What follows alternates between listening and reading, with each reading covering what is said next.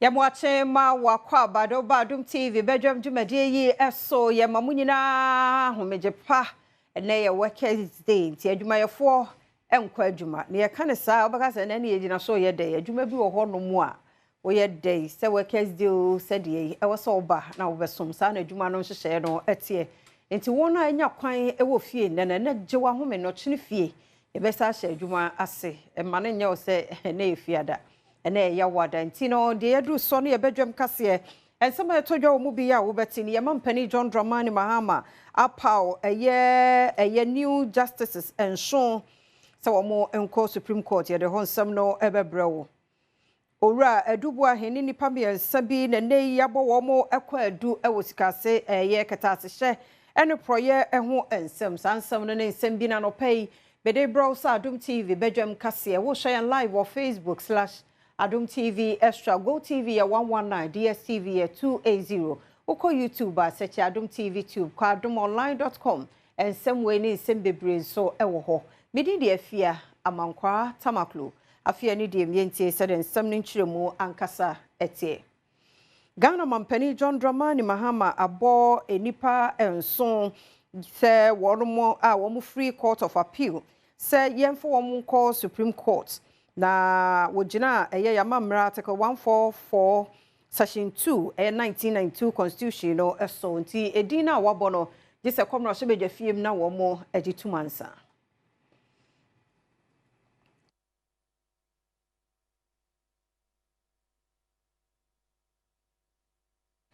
enti edinu a mampani aboye justice Sir Dennis Dominic J Justice Brel Simon Sana Justice Senyor Zamafe, Justice Kweku Tewia Akabuafo, Justice Philip Bright Mensa, Justice Janapare Battles Kujo, Justice Hafisata Amale Boba, ene Justice Sayabo Warmo Edin, some Russia Bija Forge Warmo Etumwa, a day Warmo Airco Supreme Court. Mayan Toso na ena make a Attorney General Dominic Anyini. And Nadia Wabo National Signals Bureau Director General Kane Kwabna Edu Buahe Nene Yire Angela Ejei Boatin Wabo Warmo Esobuana Kwedu Ewusika Sama Shum 7 million Ghana cedi emunsam kasei etwaso General Dominic Ayeni Edekwedu Abokane National Signals Bureau Warmo Director General Kwabna Edu Buahene Enaneyere Angela J. Boatin, Ediafa 7 million Ghana cedis Keta Shena Proyen Simbia ho. Enye won monkwa, Nipa Mienopia Obo Wondi Yaka ho Meojo Donko, and Advantage Solutions Limited, Kweru Dubako and our Diabo one more Yakro no Eka Hobi, was so much as the Casa Sofemo, Ebimoso. Wadada nkrofo chinchimon monsa ye dwumade bia wo ye nsoso no edeka ebaye won krata bia odekopie mu e high court kwadra ofoyiso bosumida na etosregiasa wo kire mu ese adubo ahene edene setting team deal biase ya na se deal no woni Israel company ISC Holdings Limited and ayokoye na na bota ye nyina ene se wode beto cyber defense software ya na ne bon $7 million na suko wi akire no osusu se adubo ahene sika nanke wese software no wode akoto no oyeye edi free NSB one more fund mu a wode ko no akasa ne personal make say nipa numato na nanom nsia do wo tututu obi akoso wo asia wo ensa womadu agiri mpotamo ho wo poyamantam ni nyina no ya bia wo mo etu anwea no ho na santokwe akoso akase yi ediachi Ekuafo no manfo bi ewa si yawo ye wonsa womadu agiri mensene emu woyo ye kire etia kwambone nipa binom efaso etu anwea ewo wo nsase so a sisei ama onoba ye bi te se bofre banche ene eburo ni nyina asese ehye so hene ye wo Adom division the Kapem traditional area ene ne mpanimfo eko ehonum kohwe sede enemesitie enso koduru honum no mrante bi a okurekure tuo ya wo musu se onipa bi efe ne togbeni alanyo ena asoma wo mu hyasie so wotutuo ewo nso ema mentime ho ase bai ema enipa enum ena abeto dwase wo mu ahwere wo mu nkwa insa wo maposifo empese obekasa afa asemi ho de enso wo ye enhwehwemu a enche wode ho Paramount Chief, yeah, one of commander traditional area, and our to road minister anymore, sir, one mayor commander junction, the sugar factory, a quino or mayor at fats, mawon, or mum pesapitin or so on yen at fats, sebe, quite better so. Now, boy, one maconia bar, edi. commander Hena Kwani Yasude wo ho acha papa osande Kwani American ka debia American commander kon na ndede ya oye meyi so ade ho kase na oye mada so a moduru ho da nyame mambem osande aban otu mpanyimfo de ombra omamesra mokwan da na mesra inde road minister Abbey besraw ajonsa abatumi sem memma miti da woni ma na mohwe mama da su emblem na muntum na makuma ontomiyem Kwantempon so afo Gavins Agboja efasa akonya so to no no mahemfo wo commander traditional area nim. Indeed, you've raised a very important point of our first female vice president, somebody who is very inspires a lot of us, especially our female counterparts, come from this area. Yes, on this route already is a factory, which is one of the reasons we need to do this. So when this road is completed, yes, I can agree that many people, including our vice president, would be happy. The same way when we complete other roads across the country, the people living or using those roads, I will be happy. Woni nyina mu no mrahye a wogire mo manfo commander Edna Eguafo Abrim mensin no emu nso ne Adom kase atwetwe enkomo a wode sansemi etudwa. Catch on one come on we on fence one year. One to mo bona minisa ba abotwe. Na wa hu ma kwan na mote. Kwani bia ye nam da ye bohwe ma kwan ye wie. Ya me na adama ye behwe na kwan. Adom TV Badwam kase na uguso no na Tertiary Education Workers Union of Ghana tewu ne nkrabata wo KNUST se wo mo ate atua nyina ne se wo mo hu won ho wo university no ka governing council no emunti wate atua Anuma baako ne Tertiary Education Workers Union of Ghana tewu GH ena ye wo baako so ye friend Teachers and Educational Workers Union of TUC tewu of TUC na mo mienu no e wo se wo nu baako na ekoko gina ho edema workers nya wo council na nokura wo mu se tewu Ghana for enipadom no eye 789 and tewu TUC for the answer 123. Now, so mienu so koti tewu TUC for the anukra difi tewu Ghana for the enumwa emma 666. And I say abroso edema tewu Ghana for then it here one say tewu Ghana for no money pano doso.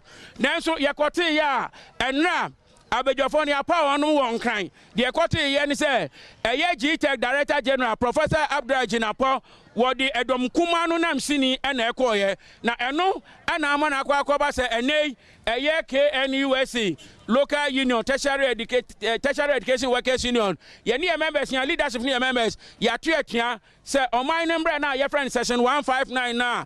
Ewo Labor Act in Mucha say ye the assembly do na enya. And one say, Udu na die begu form. Emrem etre say was a woman a danson. Yen so one remno, yama a danson, abrusu bebrebe. Enti ene, a ye yampanimfo, any member sing na Juma Baba and Cross. Kopmu say, Professor Abdul Jinapo, Obasisano, Emma Edom Cassiano, Aqua Cancer no sono, Yen Tertiary Education Workers Union of Ghana, Yefre TUGH, Yen Kwejuma fi ene, Echo Kopmu Eda. Wo best sense at the end so sense no a ye kwa adwuma enye ye na we ne ye pese ye tutu twa say president any chief of staff any minister of education any obi education tertiary education hu nsam efa no ho obi ama sasem we ehia no efri say ehia na asomdwe ade asomdwe emba wo university campuses aminya no so na Adom TV Badwam kase na ha na brema kwan na no pay ye de siase da ne ye dia omre no wadaje a wodema ye yenkomra na de bonkrata no ne online de no se na humeji de bokrata wanra no ama ye de adomonline.com de no ebetwa so ye kwaba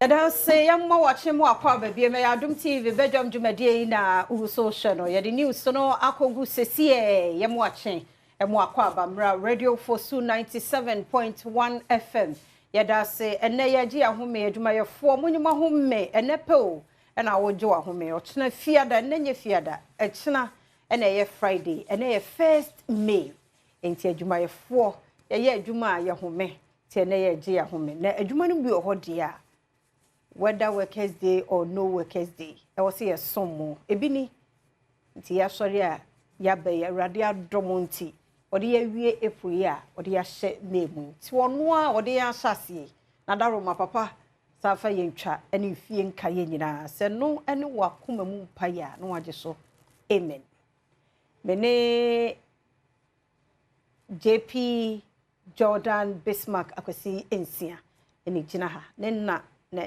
nana da fom enyina ye nana e da fom nti hu ne se ne colors na sesan ba we no as a life na bam kakra but eduma ni nti ana meboa mo ache afiam joso e bia boko nyame adom me hu ne da se be picture no oh na me ra ho rade nchechire mampon nyinara more ne yire papa bi kwasi o mo aware 50 years I'm say hey ero bi ko mo afia ye jai hey 50 solid years mwanya he isi me 9 years na me do betwa ni nyina wow kakra na 50 years no enye se the small boys the doors one masumo small boys the doors one masumo weba asi this year onso enya 12 years nyame mamo sa 50 ni bisa eni giemu ni odo osmo de am say be 2 or say also have and I want to have 6 months grad down so na obren power fans mo nya say 4 years okay mo komani mo nyere mo mumra mo ba ne so ye ko ye de senior mo senior ena me ka ya mo ka say me yes mo nyame so hear me say yo mama abu mi a nyame aya mi say ni da mo za mo ne mepe ya keka ko da sebre mu age ni bi o 50 hey wow 50 years kasi bi aba kwa yes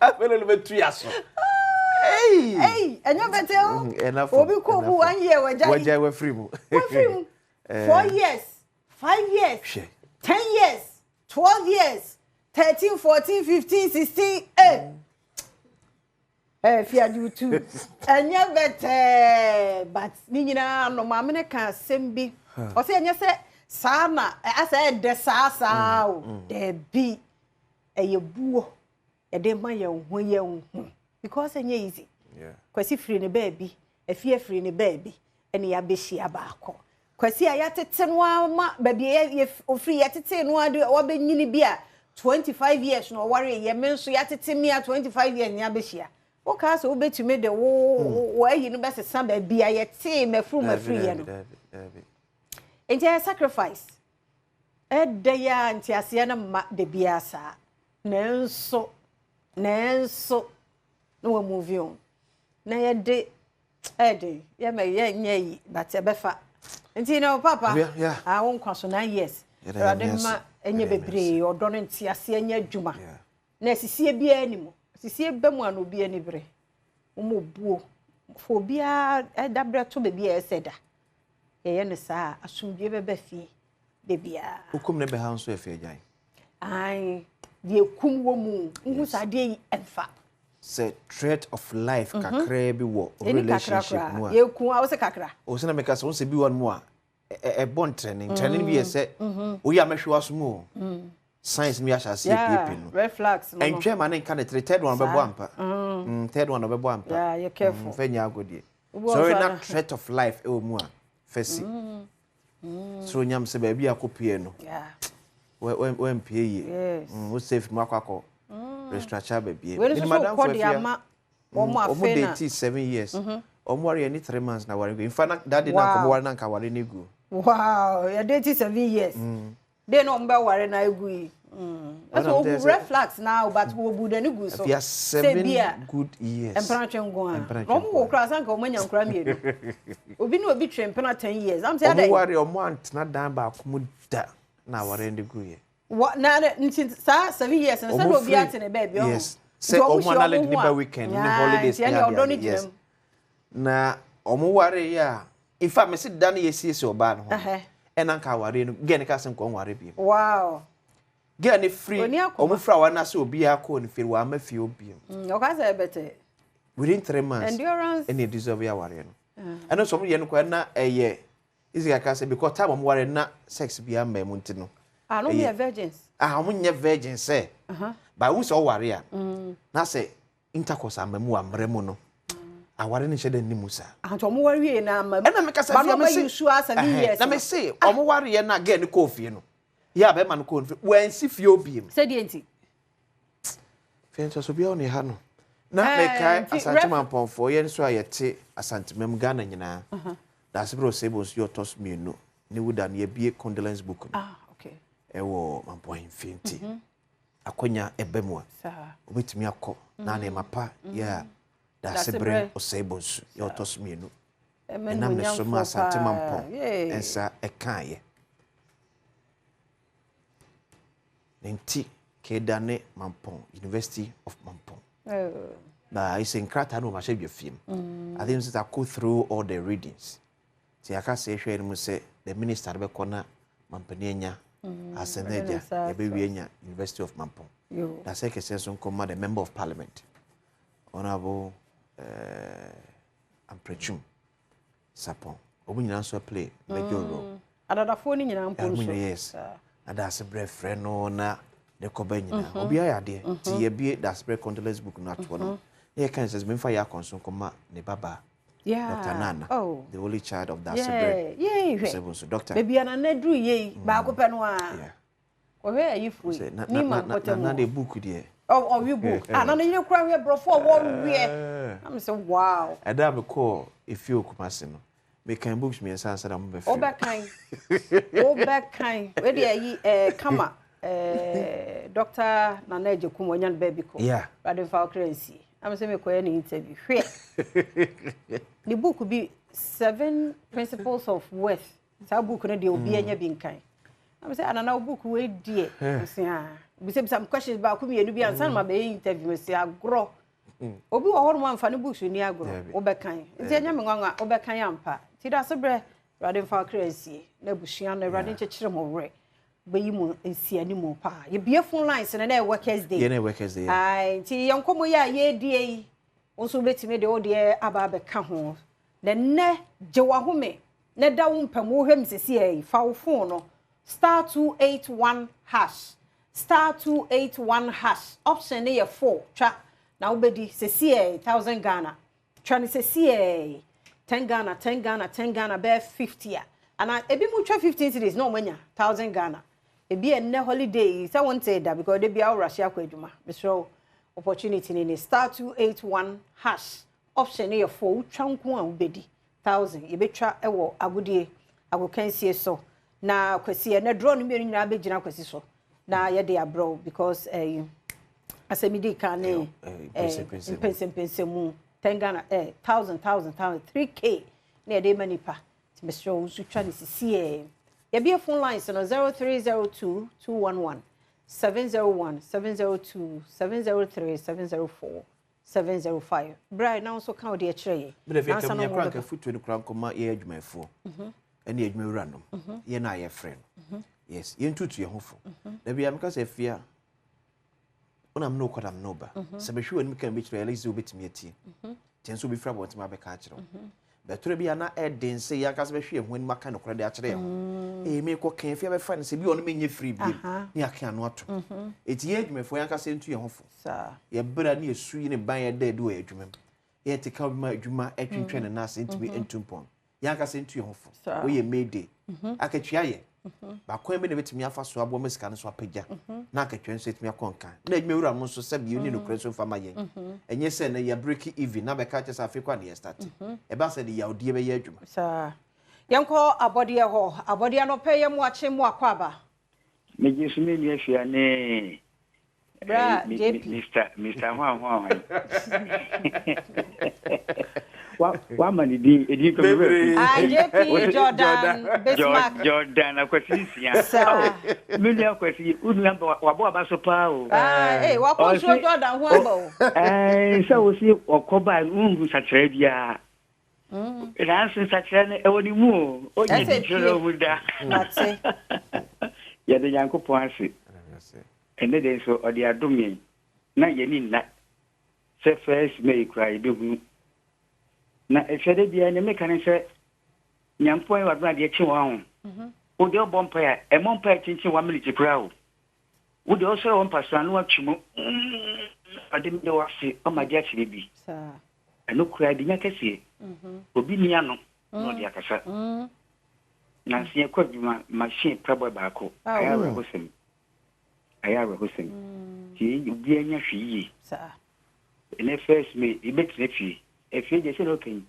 obegya fi Yesu me hu pa me hu abode ani nyambo da ko behu mani Yesu be kwaduma ne sa ya da se ye hu menyi nyame nka mo ho amen on kan so ho 2 pm so ahomba no so 2 pm no pe ye mo ache mo akwaba na je so minu ya ba papa bi na po mo e nyankopon adom ya te won kan de enim se mampon wode asie nyina mu no nkwan ya hoden ekura mo oh na agwasi so ho ye 2 pm ho ye me ba o oh over time book ni bi wo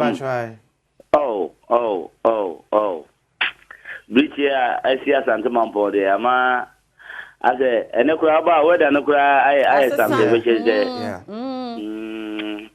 na we dey mama fa akwanya we so ema adwumayefo nyina happy May Day enkoma Zoom Lion Ghana Limited for Aegis Fund Company multimedia for some more adwuma mamo enekura ese ka mamo home na ka mu invite ye quality na ka ye be program na ka mo so mo hwe bi because I am obro wo da mu ni time amode home mu ni time amode home na baby a KM mayor honorable King Zuba ese na first me o ha do baby Zuba will be so 2 pm what you say May Day pa pa mo le ka za ko 2 pm fa usi ha na eja usunsomra eja no pe ye mo ache mo akwaba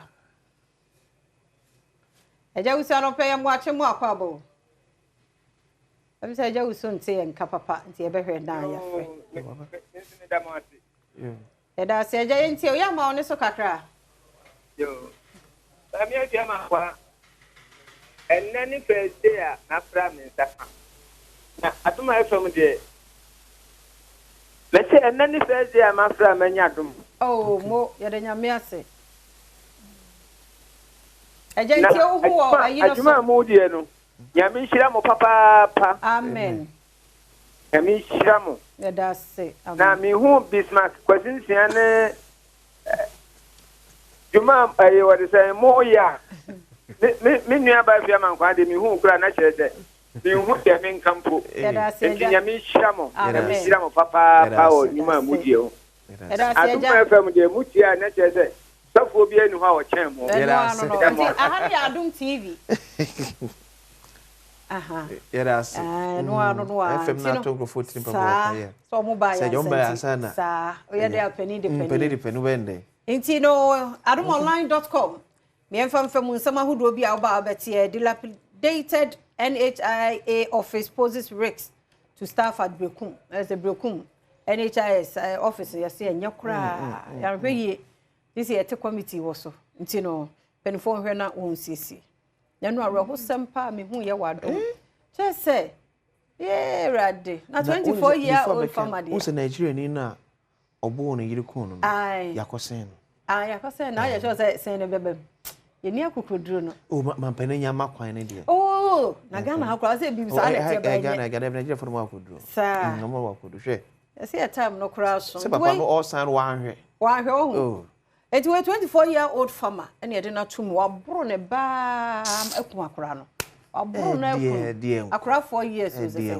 edienko akisimi ye last caller ye mfa no ne ye fancy akisimi no pe ye mo ache mo akwaba sister fia no pe ma je wo so papa e da say da bia me kan wa ho fa de bi twam na moment nso de woni ofa kwasi de ai se nyakopa hye da tie mo pa anya agro e da na say hye na hye ente wa se ma yire mo ka holiday no as mo amona holiday mo mo ya adwuma o ani o we kire sampa mo bo adwuma dia ma Ghana fo ma mentia master JE drinking water or se shube kwai wa kwose se adwuma fo bre e na ode ye adwuma na mpedi fo se ope obatan aduane dia e na agege ne ba se ubi adwuma na pese nkwala no mo ye adwuma pa utuo mo kaye pa and I could want to do any carry but not book on the word you money. And this will be being a Jumas of power, not so we didn't be called sound one were Busiano, now so Jumano, what you need. Yapo ceremony. Amen. Say, every business so now foreign affairs ministry, the 90 days deadline at all, passport application, on your internet power, no. Yeah, my phone. Let there be a say, you must be to my passport and my passport, Nipa Chowdy, Edward, my young. Yes, a bit came with time a cast, a pa dear, but so it's why a passport. Now on Sankaya, caught Neko Shim. Yemrenas, a cojuadia. Let us send to Adoro Mahana Bema Coina, ya de SCM course and any Adom online, dear no. Ye quite good among some chat, Sikosi can obey a first draw no star 281 hash option A4. Yakwaba. Yes, sign Emma Wakwaba, the Badwam TV, Badwam, so and when you go to our channel now, and then a for feeder, and then a first May, a workers' day. Into no say and a happy holiday at the workers behind. We are suffering na be a happy workers day. Into no Moses no air not turn the holiday. And my cameraman no turn the holiday. My director so turn the holiday. But I know maybe me could the holiday. Into no in Sabakwa mesa come for at the amount a motor Guinness.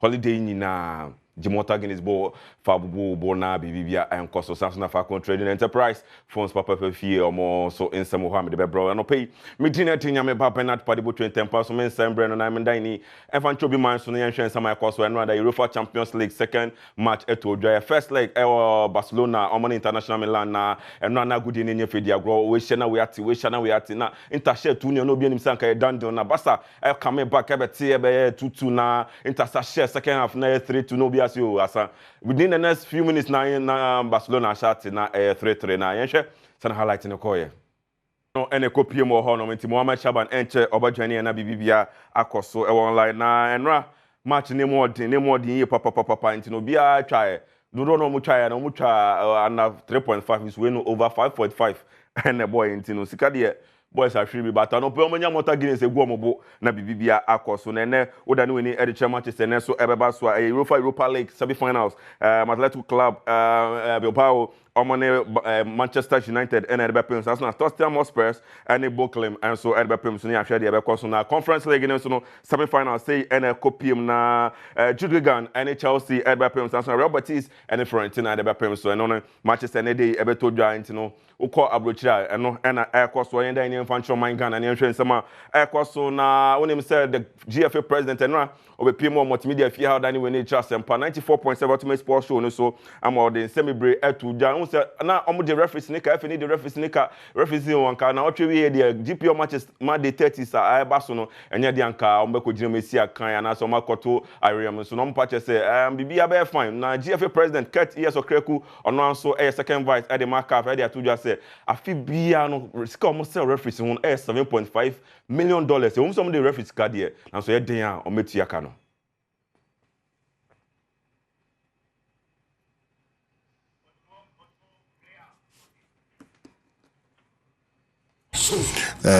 don't forget say Oba Premier League now GFA and the match officials club no enchia Oba Division 1 na GFA NHA Saka no GFA ka Oba Women's Premier League GFA NHA Uko regional level now GFA contribute to 300,000 Ghana cedis towards the payment of officiating.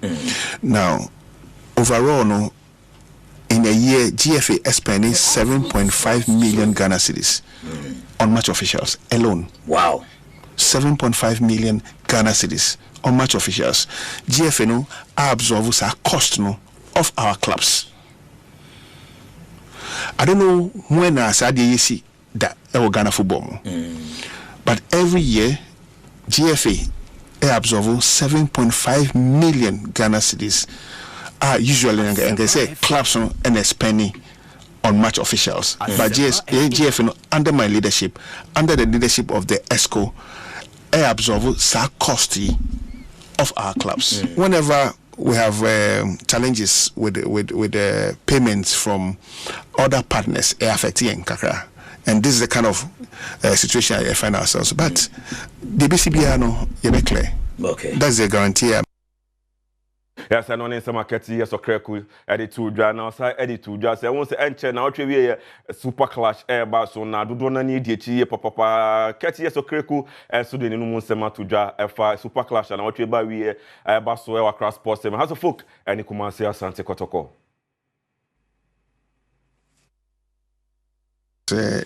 Is one of the biggest, if not the biggest, fixture or domestic calendar. So, and I think two teams in here varied and varying stories to tell in the build-up to the game. Already, me say two teams now started promote to game. No, a game and a game my satisfaction. A game a kind boom. So we'll be looking up to the game. Nyami Adoma Sunday Abbey in Crying Sports Stadium. I wish both teams the very best. House of Folk. I think almost around the same position with yes, and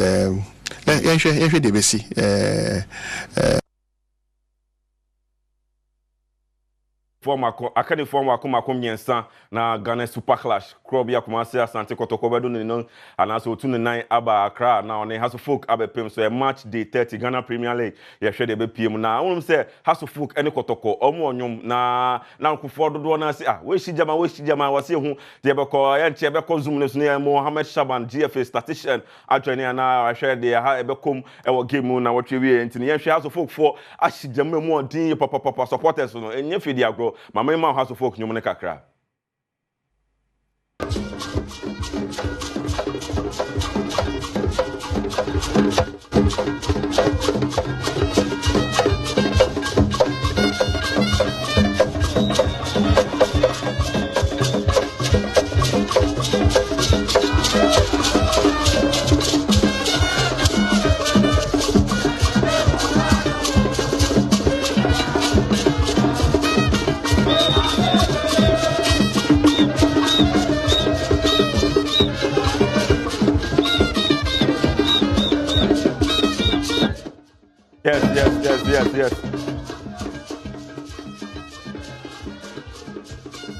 Yes, Phobia House of Folk and on a Kumasi Asante Kotoko and so Jama Omodi Jim na what we omo the buses Makumaku 200 and if you Kumasi Abe Pimo Akra and She Kotoko for Jama Kakra.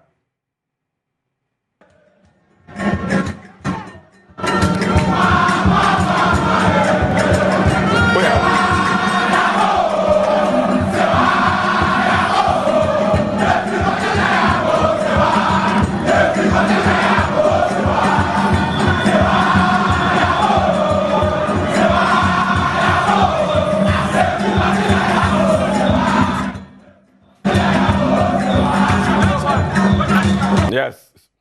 So see why abo almost your maba come out see Asante Kotoko see your maba and you feed your go crying you know. Now what you Ghana's version of the classic here to the Super Clash here House of Folk and Kumasi Asante Kotoko and the so match day 30 and I had the bro you know mu dear wo bia no Adom TV the ebe bro na say say come Franco Trading Enterprise Nokia Samsung iPhone Smart TV stable top fridges Samsung now air condition bibia opebia CCTV cameras ukohon ma obenye bi na bibia so my telephone number no 0246422338 and that's 0555-939-311 and that's 0555-939311 ubetimi and no more stream come na bibia so ubetimi share mo so Google Play Store no so na bibia so www.francotrading.com na bibia so no pay insa ba kope na make am for holiday enye gidigidi bia insa no ba kope Malta Guinness Malta Guinness vitamin B a woman no enye fedi agro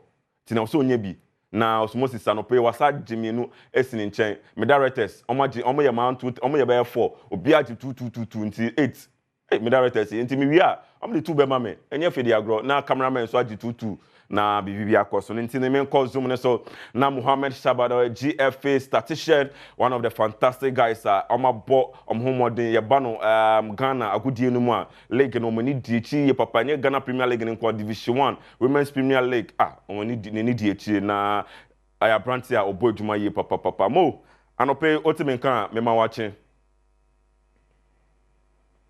Paddy mejo so na wapom ti saying Bibia kama wa ha na onso ya gusu build up to the big game. Sure. Anyinti into mean that because big game no here. Say onya that hype no. Sure. Mo, match day 30 of the Ghana Premier League. I could see Ghana's version Super Clash. Boy nkomo kakra. Paddy, Yambon come on the big game. Idea a game where and the UFA League table no to your analysis. I'll say has a save. So lose game with you. The remaining games could lose a relegation on to me. Kumasa Sante Kotoko a battle for the league title. Currently, there has a battle for a top four spot. And a Kotoko Olusu game where and the chances of winning the league. Make us say a cut off. Because and the 3 points they separate on only league leader Gold Stars. Since he said Olusuna Gold Stars winia, Gold Stars will go 56 points clear. Kumasa Sante Kotoko bedding.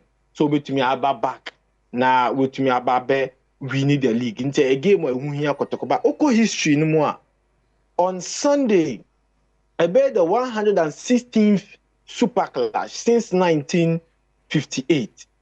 And a man here nika because 115 clash. Kotoko winning 39. Has a winning 38. 38 I draw. And Oba Sia Honumwa has of folk Elusu 39. And Kotoko Elusu 38. Inti Oya analysis now. You're very close. Inti what would Heartful gain from this game to equal their most wins and to increase Kotoko's losses?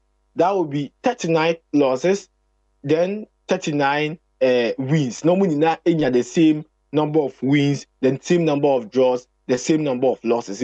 We share the analysis of the big game now has for how they can also get a win. Kotoko would also want to increase their wins tally. Say the okay from 1958.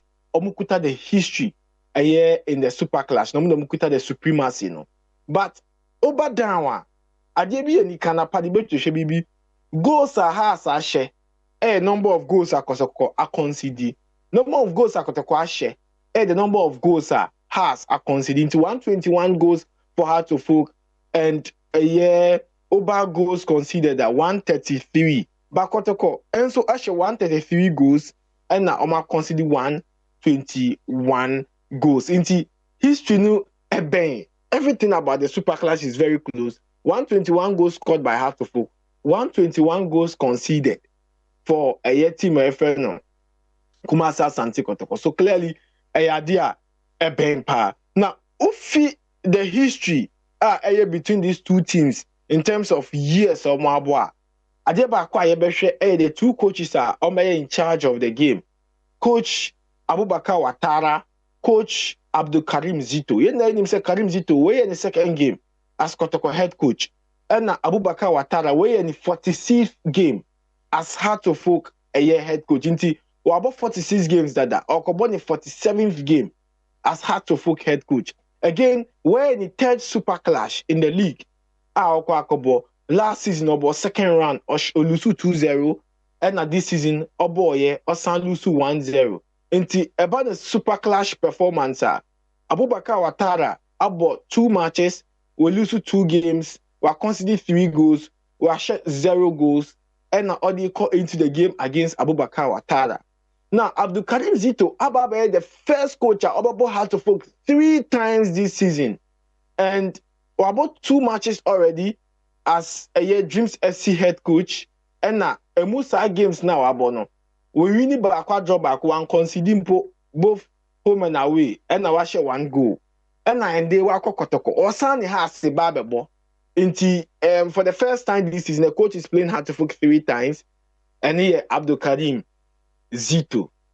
Now, no, in China, Ubisa say, Watara Air called the 3rd Super Clash. Karim Zito, as a coach, in his last 6 consecutive game, Olusu to Heartful.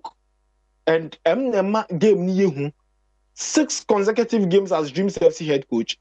And we analysis now, we bought a total of 5 draws, 1 win. Inti a banner say has special Abdul Karim Zitoa. A idea, at the moment going into the fixture. Now the analysis is that say coach Modimbo was throw even at Dreams FC. Kotoko Obe Kwame Poku Abet Amo Amodie. Then it is really going to be a tough battle for them. Now, the history between both sides. In the last 11 home games for Heart-to-Folk, and over the last 11 games for Heart-to-Folk, Kotoko are dominating. Now, the dominance of Kumasi Asante Kotoko, Akobase, in the last 11 Heart-to-Folk home games, Kotoko ewinimu a year 5. Anti advantage, Kotoko ewo. And in 2010-2011, you go back to history from 2010, Kotoko share Heart-to-Folk, and from 2010 to 2016, Kotoko dominated. They dominated against Heart-to-Folk. Into the worst results from 2010, 2011 to 2016, na a draw between Kotoko and Heart-to-Folk. Then from 2017 to 2023, 2022-23, Heart-to-Folk so dominated. And to be sure, Kotoko really won between 2017 to 2022-23, and now 2023-24, Kotoko Asante take over. It has always been Kotoko's favorite playing against Heart-to-Folk. And they share a year ink now. Kotoko have dominated in terms of wins from 2010-2011.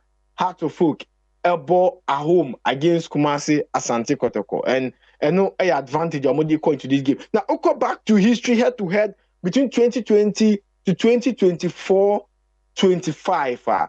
History, MIA season Biano, I was say one of the games ending a draw, but Dr. Prosper Nategu maybe break his record now. Paddy, game win so MIA something you need to talk about from 2020. Se Dr. Prosper Nategu me Kotoko coacha, omu lusu super clash. But so onye Kotoko coacha, omu lusu super clash.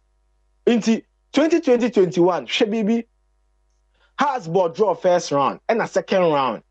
Owini 1-0 ODG League. 2021-22 na Dr. Bai on super ball draw first round and Owini second round. And na 2022-23 Dr. Niho has ball draw first round, we need second round. And the last season, Dr. Woho, we need both first round and second round. Idea then say both sides no omube to me is to win both home and away. Okay. But Dr. Prosper Nate Ogum ebe make history by winning both home and away between Omo encounter. All right, Mohammed Shaban, Anope Medase, Embrenity, was saying we see her now. I was watching Yami Adom, China Friday, Saturday, Sunday, it's not China, Minon Kwa, Nabi Yakoso. It's Mo, Anope Medawasepa, I want to chemo, and education out their mind. Once the house of folk, and a Kotokone, and a big game, but one my own, any swapper, Medase, and Anope. Well, that's the party. It's more. I know what you are. Why if you are why not be fine? Why? Martin, Richard. All right. Yeah. So Mohammed Shaban, GFA statistician, and I'm Martin Kano. We'll break it down. Why they are my Ghana's super clash. Kumasi Asante Kotoko Bakra on the house of folk and the so March day 30. We can Premier League. And about Mamon Kwanam Diago can say no, say Mr. Srakasi Koma Fraco Trading Enterprise. That's no Mota Guinness also near be go bona be via coso. And a holiday for fear into a workers day, doctor time edaso, doctor time that so in some no more nina, in some no money na Mota Guinness. Into doctor there, or any be beyond David. Also nya in San Onoma Apumdin womb. Nya be all cordon biana via hospital no about doctor time that so no alcohol. Na bibia akoso na bia fa nti ha ana me do besi me dina de nyame papenat padibotwe health tips etwaso memo akwaba me di de fia amankwa tamaklo health tips wo bedwam so enie fi dwoada bepemle fiada ne de awie wiki mu nyina nkomo ye malaria mesro entie ni ye pa mo ye mamu neta na afi mo de adane ayi e fe ne sei be crowd the ball be the must your friend is window net how be so the catch fish hey fasedama and point to homeopathy clinic one daroma na your name Dr. Mamia is edim komo affect you dey ho e serious and we na ban ankasa che net obi say odem ana ho hyehye no And I say, dog, yanase, yamwa kwaba, pa. Na, I didn't see na. I mean, so we can't bonnet of a cram Monday, no. And ma one yam. I was say, Omobom who buy free malaria and who under 5. Inti can say we are vulnerable people. Inti omunya severe kakra chain the rest of the population. And for a for no or higher risk because aside say ntuntun beka wo no the plasmodium parasite dey go mojemu. Parasite to make go mu placenta no. When placental malaria. Inti omo look it say omo okay but parasites no omo abeye bebre wo placenta no mo. Eba ne sa no mo blockade blood supply to akwa no. Inti obewo ba na akwa ne kitikiti. Chain say ne wo say akwa no ne weight ne sitie. And I say sometimes nso omo still birth. Omo wo ya na akwa no fresh ebi nso wo ho during the pregnancy no ebere omo ja inti. Unse nipa ne e fine. Unse da hu say o yare but parasites no ho a cause anemia. Nti oba hospital and moja no cause for me man bibia nso ye hu say moja no cause ro. But I was say a pain for better low blood because I warning nti was say on moja because obe lose blood. Nti cause a lot of problems because once I nipa no be lose neba and I say neba no be ba na ebia still or low birth weight or health implications ma kwa no. So these are some to miscarry. So ebia man we lose neba. Ebia man lose ba. So it's actually quite risky because once the placenta no or no there or baby to make share yensu yen hunu so that's also a risk for the pregnant women. Inti ya now say happen for be a chenet ma mu find dia go or some dey wo say omunya malaria. It's a huge risk to akwa no. Yes. And secondly so in kola no mundi 5 when say omunya exposure to malaria when say omunya several times our immunity no yeah better change obi onyada. Okay. Nti omo immune system no should develop it fully. Na omo so omo should need protection. No one san konya.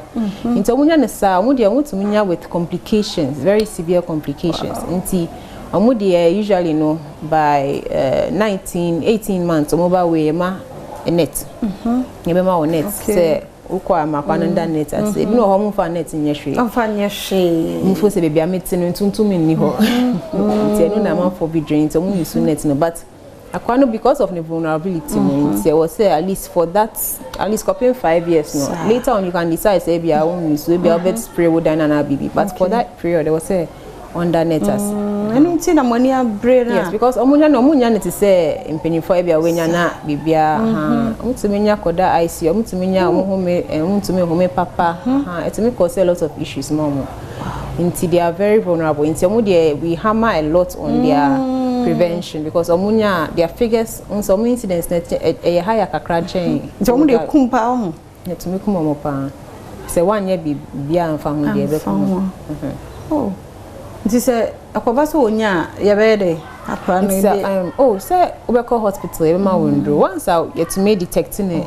earlier interventions to me ba do ha ye hu na ntama hu and also bo fio no bibia enye enu na ebe ye hu bibia of fa garlic of fa say enye say enyo but at that time enye no na ebe ku parasites mu nti no sa no dia wo ye na enye omo hwe na omo ye bebre wo akwa no mo gem wo na we say complications na be si so in kolani de ya na was say yenye a bit proactive mu bibia in fact say penyi e bia wo de me fa edo me ese me fa para me fa da bi musa kwa no hu fa no ko hospital munye test yenye malaria na say yenye malaria say no bia e be manage and the same to for pain for no so the same thing pain for but mo ba hospital yes ye wo mo in fact the ma won say ye we draw friend the SP ye the to reduce the risk into prophylaxis against malaria because of the amakafa malaria in pregnancy. Yes. Mobile mo net onyemo no ye mo na draw protection after 16 weeks you give them some medication reduce incidence risk of malaria in the pregnancy may reduce the chance of benya malaria because all you vulnerable into person of benya these interventions are here for now until when no more midwife name fan coffee so don't dey fan coffee and no more money I see until no ti mesrɛ mo ye chema mo a monye munyusu na opemfo a yi aboya ko go placenta no mu no won hu say the dog akeka ho nsema no I don't think so also do and no home we won't wish more beer because home complications and it also. And there are my endpoint from your party clinic, Nadaroma, and it's me the bro 0244 867068 0244 867068. What's now quite holding over ever toss. And I say, Yamwaka, baby, Adom TV, Badwam Jumadi, so Ote, and you me a boy, and Yanumwa, Keke, so shall that ye moon samonoa. Not just say, a Yemidima for Heba Hospital, Dr. Edujamfi Kumeni, Dr. Time, that's so. And I'm penning fui, one more coho, a quadia yarishi, a dear Numwa, also TB. Tiene dog and casawaha, apart from say, Yarian, so ya do be brave. Ubi a con ubia no, Usicano. As all the Akoba saying, no, I actually child, yes, auntie. Come to join one or kind. Sarah Debema, I are a son of Bear more. Now, Cohan, so what to me, I order. Dog, Yamaquabe. Major support, Uncle Pardon be able to Yamao, Quatentini, Jumapa. I mean, say, will be a Jumanager, a far for Fronso. I will say, Yali. Yeah. Cocrafo so Modase. As that, I will 2 for Uncle Ponsum and Cocrafo the Yaha and make our myself. Yeah, there be a metaka say. A buying in Chow money crochet and Cocrafo, yeah. Woma Bodrum. Ama o my Ghana na ene e bia omni baby party no e basa e bitima boa. Wow, you be try no so na mahu video bi uni otumfo ne Lady Julia. Oh wow, ene dog wako wanim ana no Friday ya na nana otumfo otekoko so ana ya memu so pia o obi ka chere me say na mpre na obi so otumfo gina ho na otumfo gina ntenten one tenasio na gina ntenten award no kwa dika ko si na yere Lady Julia ansam na ono present man the nation's doctor what na hana ai unim ai event na kala nana as what dress it and before that business no menim hey dog me ko bi keke World Cup wow me ko bi keke what dress it to suit yeah me ko bi keke wow yeah wow. Na da me ko mi hu so me ko asanteman enti me pass asanteman kala wow na me nsem fa nko wow na da bia ya kan say wasa me ta ka me say be queen na body fatano eya akono enya ba bia yetena tonte na wo hwe se de na present wo se na gina ntenten present award say on former minister and on former president on former MP there be Dr. Time or the man Dr. Time that's so that's a nana ni fish aduonu enumu no na aduonu num no okay and na say yeah o to nsa for doctor time that's and pa wow enyuma pa metima ka say afia manhia for ba hospital for pa okay me ka say kura enula da na nanua okay London eduro ekoho wow metima ka say manhia e free payinfo yeah ma hwe wo mo first ablam payinfo no mu go Tech FM mo yeah no mu nyina ba manhia me hwe ehimfo no pa nento mu nyina at the end of the day no mo de eho asem nyina akodan nana wakora yidie nana wakora yidie nti nana so te hu se no o akora se ono so frɛ na hu se dwumadi a wodie no o support no na nani so kina hu abaso body fe magie award bebre but me so mu no utimu se enye nkwala award wow na da bia me ka say the nation's doctor me obi a me kiri ne ye obi a otwa nkontompo afia me ye no kure dinne frame me mofrase besi enna me ne wo kasai me ntwa nkontompo da na me ntwa nkontompo nyi sidi ebia emfiri mu na anopai ena ye bukuada no and na ya wada na ya wada ana asesa ya taye show no ya ya taye show no guarantee and na ya wada a holiday sa and na metrance eye eche achede no TV 70 no meche enu kuma sa na nkran akra de ya and na pokuat man na meche and na me san meche TV che emo and na me kwa akotena se ya adwuma no pa ya oh mayira oh pokuat mayira no pa ya me free ha me ko ho na me see ene ensanchani ba be si awanwade e ba be si yale e ba be ko yale e ba be dwane metaka se se de dotie ni bibia ka wo nwemfo nsem no yale bia ni kwika ebra nations doctor atnase no wase ne mpabo akese atnase wo pokuase mayira kumase fo so atnase ene holiday ye adwuma we aban adwuma ye ni ene ya kwanya mawo sorry na bra emma yale enkun emma yale enwu wani ase da ewo bra medimafo herbal hospital Dr. Tam da so ekwakwatena se anopen fie bebiro ho a wodi poma eba onfa nkofie bebire tishimu ba anopen ya emodumie na hwie ni wontim biem bebire ba anopen ya wo mani huna de emodumie na wo mo huna de so because me kula doctor na ntwetwom a me hunu ene hu sa aboa ntete na ekoi na sampayfo we nyina hu ne pa Dr. Tam da so eya ma o my Ghana na oboy abaso a ema obi na da say bebreti o chese ena Ghana fo last na me ka sembi say o my Ghana e wo mu say wutimi survive wo Ghana ha bonsam jem ye izema obi ni wuda me ti ye se doctor no se won kutasi kase ya won hwa wuda medimafo na medimafo ani ama wa ho abiem enura metena se kra me charge afia ya de chane ye mfa ngisika ene TV eye 1500 cedis meboa 32 no obu ho me ma obi TV ho a oba ye no sika wotwe nyina ye 400 cedis wow 400 de wodi age aduro ne ho kra to no but enura wasan wo ho a wogi TV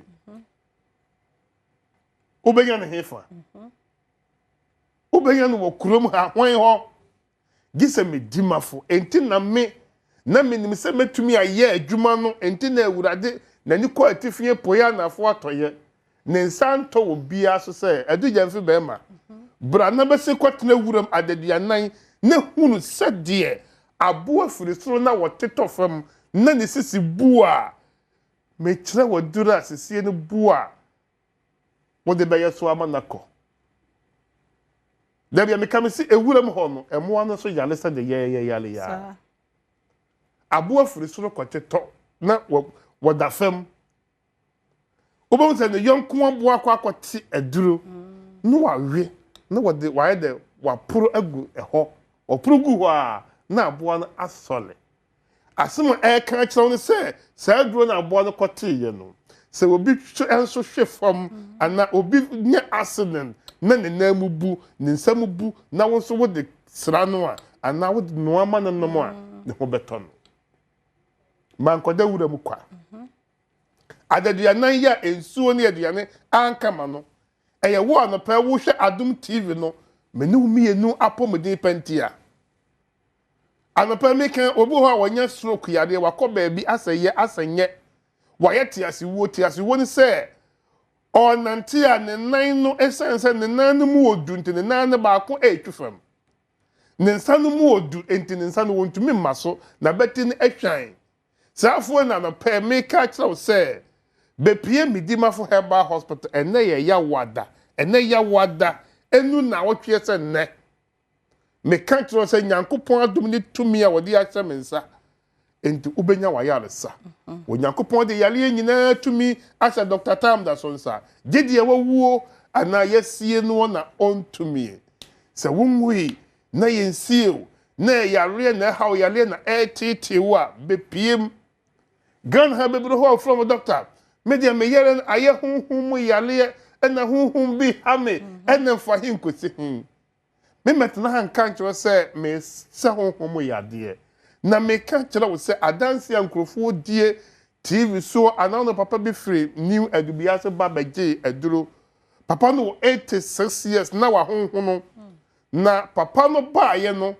omo de ne mad ne to ka mu na ebaaye na mehwe omo wie be no nan eko no numbelem no mutu omo ka akoye edi nansa na mesa hu se enkrofo miensan so abetena manim se new edubiase edi me hwe card no wo ma ba ha nansa me se oh card aba ma ha nansa na me ka se man bi na fi new edubiase ba no ma honhono what doctor me ni na me se oh there be one dey na ma honhono what say eyemia na me se me sha se bra 2 weeks other than na wa ba what the doctor me call ya me hu ye nti na ma ba e dey na hu ye doctor wo be say eduro kra me beji na ha no me numu bi enam se na esi say no say doctor me ba ha beji eduro no anadwo a me koda ye ye koduru fie no nkono wo eduro no so sha ase anopa no nso nti na me pese ade be chen ma sha ase anopa na me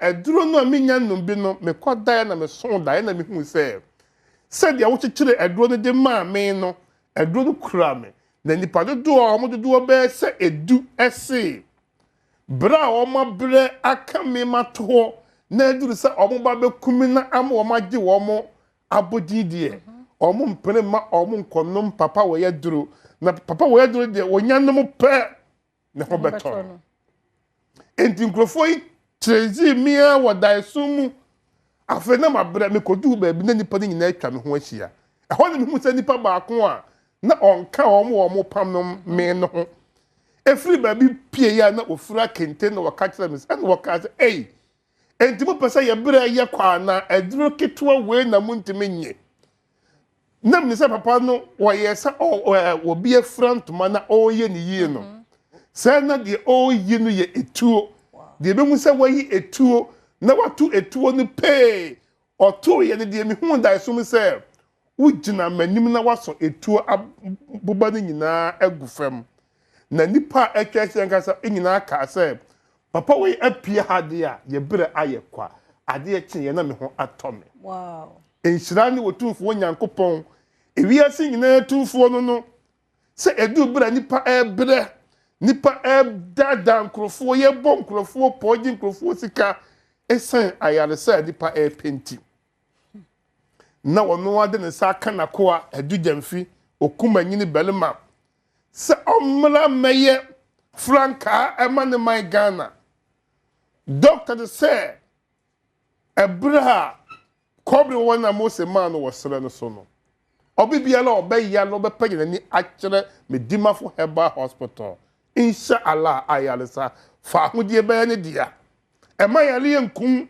emayale emu wonu mase anopa usisi ye oya wachika se ukotodwe untimi na ohidie mu hihyew wonase atata wonya ka akwanhia wonemu bu nsam abu bepie mo medimafo herbal hospital uye be ma mfie duni obe ma ntimi sori da 24 hours oba wo peba ma woduru nya numbe wi tua bi sabi di bitafru etisa one tot wodigu wonum guna anaju dumi no bo so me nso wonum wi na okuna hia mu hia biem bo so me nso na nyinse na ba betom nyinse betom wi na watua hoka yakopon ya aduma ename kwatena se echina ye premium service echina ye Friday ye premium service me bato for na book appointment ye 200 cedis ofra Friday no the enti ye premium service the man paying for be onya kwa mesa line ene obo ha oni time odi ba mesa line obo nso oba ofelo onpese obi abe hu no enti wo fra no book appointment na doctor ya ma time ya chose echina bia wi adwumienu sei bra oba ne won ko ane ya show premium service on the your number ya fapem and transfer bia na me twa na echina ma fra book no book is a your number 0244 774282 fra se na book appointment na be share doctor one on one na won fa yare ne ma emfa nkofie e ma obi nkan bibi nkyira wo se o komedi mafo da bia me kam se o komedi mafo a ma wadwe nyo se obi a okokei na won hwe nkyɛnkyɛn because we yale no obi mpese ubenya wayale sa ene eka wotamfo nko na wukura chance sresre aduane adi enti na wayare sa wo baji wo medimafo no eye wuni aya eye wotamfo bi ya enti wo betimi adane ne ho aba betwa akwa se ba bia wo kwedi enko na wunya ayare sa oboa ompa wayare sa ba wo de wo kwado obi beka bia fato wachi yes see is believing bra na wo ankasa bra na behwe na wo behu se ampa medimafo ye medimafo na awurade ye awurade ono na de tumi asha Dr. Tam da so ensa be piem ye de wawo na me hia no unwi yensio yale na ha yale na etete wa me kanfo ade bakopa na ma eye medimafo herbal hospital kuma so ye bu akwa agogo enkran pokua se mayira ye branches no eye mienu pep me pa chaw be piem wo ho na the nation's doctor yaba ni tumi se onfa ebre ewrade de bre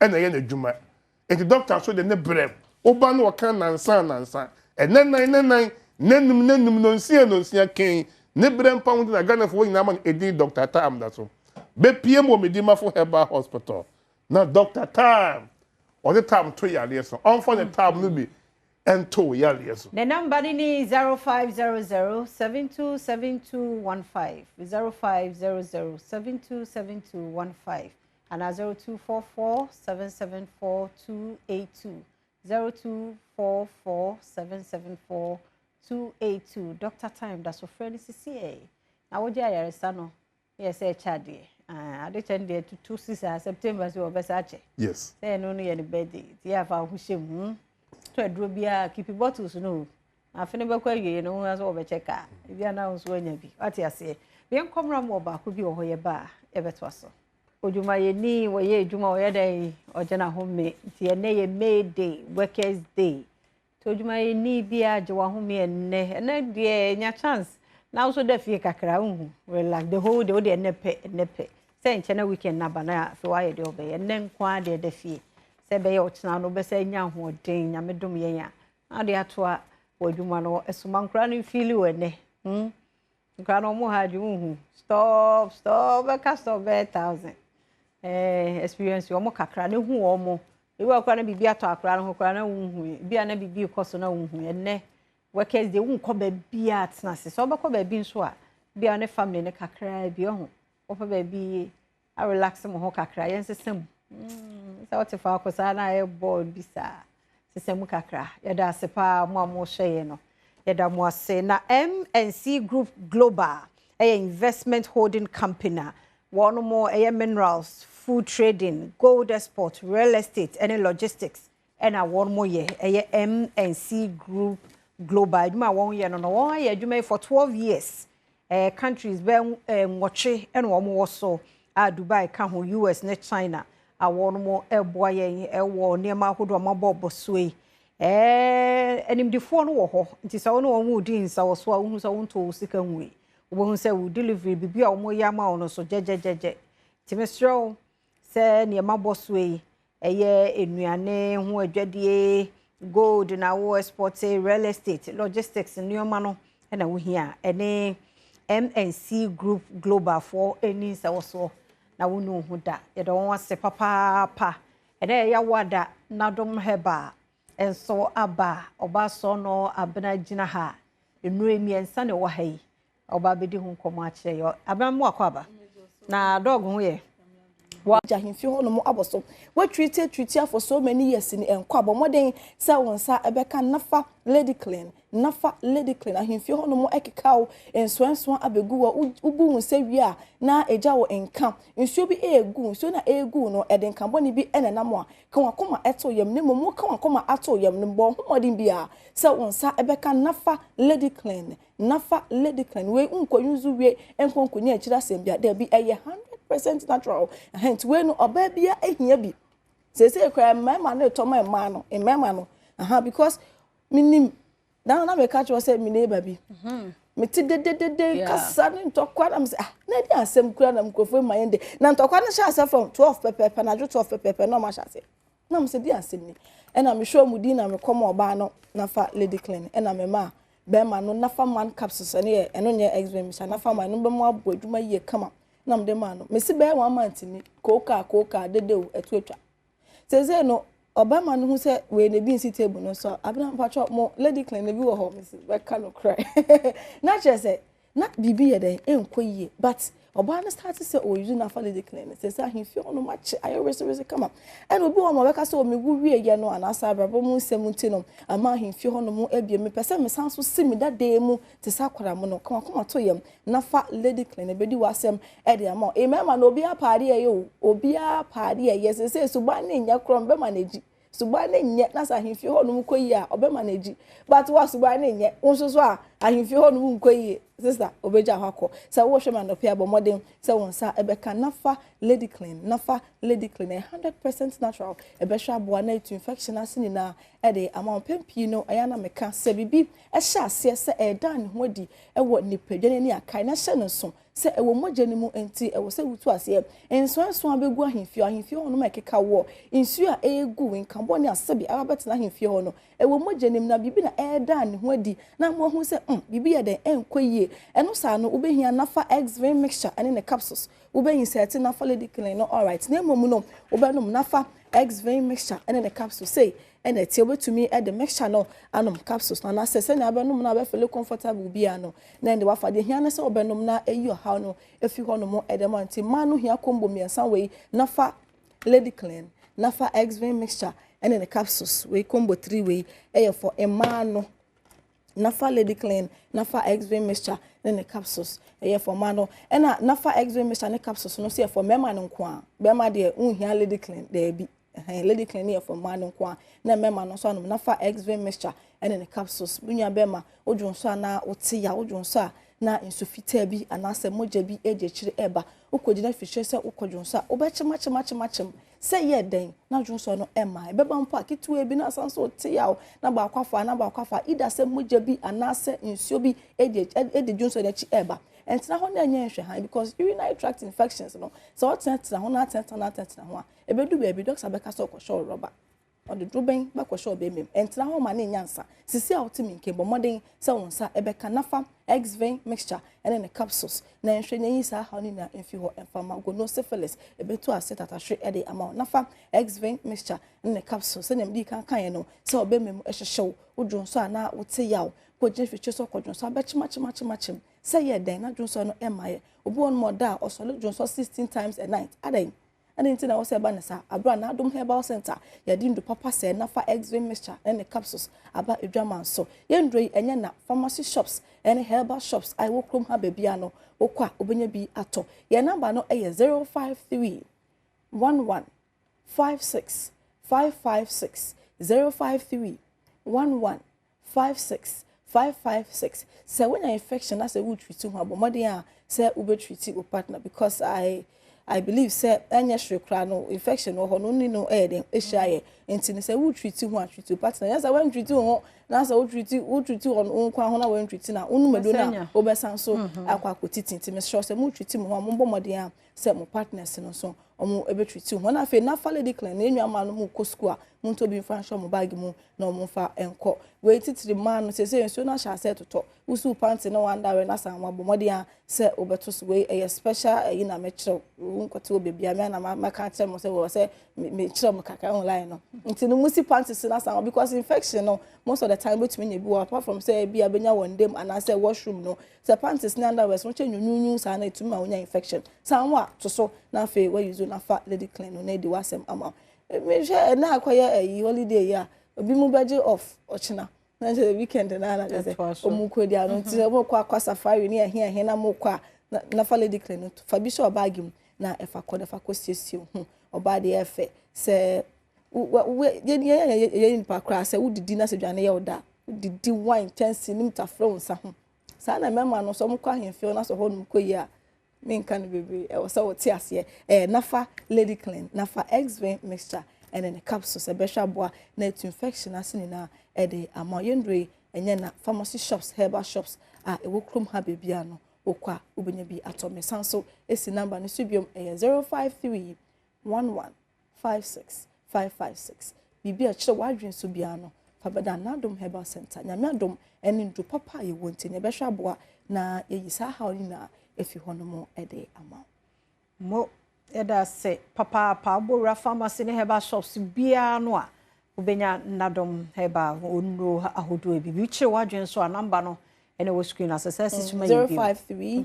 11 56 556 053 11 56 556. We go back say me dey nya infection, infertility. Okay. My wife for so many years now one emma me kwada me to me that me to asese me to mu say my apostle be said the spiritual so that no be jina no console the spiritual by a man no na dum garlic bitters no say so that no that is we say spiritual bi na yare no yare incident na on fa bibia nkoye spiritual but now was anu ewu so we say bibi nkoye woni pidania bomodin say obe seek for medical attention what you say e na dum herbal center ya ba mo obi ente no how nitie bia no fa bedan ya me adom eni ndu papa enti e be hwa aboa ne ye how ni na efi ho e dey ama yara abna se nadom heba na wote won kanu nti wofre won mo abia no amode so wofre won mo mbechire mo na fe otimi aboa wo sa me ne abna ewie wa ha ma me fa me birthday celebrant enfem na fe erade ayade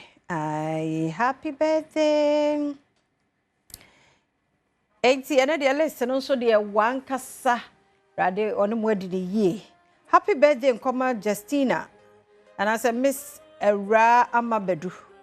Happy birthday, nkoma Era Amabedu ne da so no nyame hira onye okese kusi se obeye kese pa.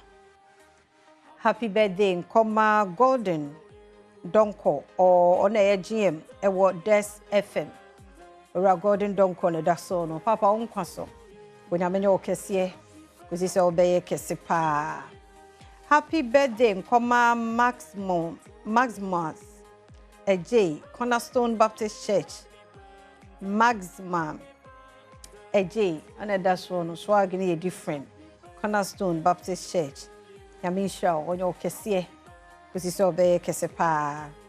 Happy birthday nkoma Diana ya Asare oba pa onkwaso de unkwana main e wasasi so Diana ya Asare happy birthday.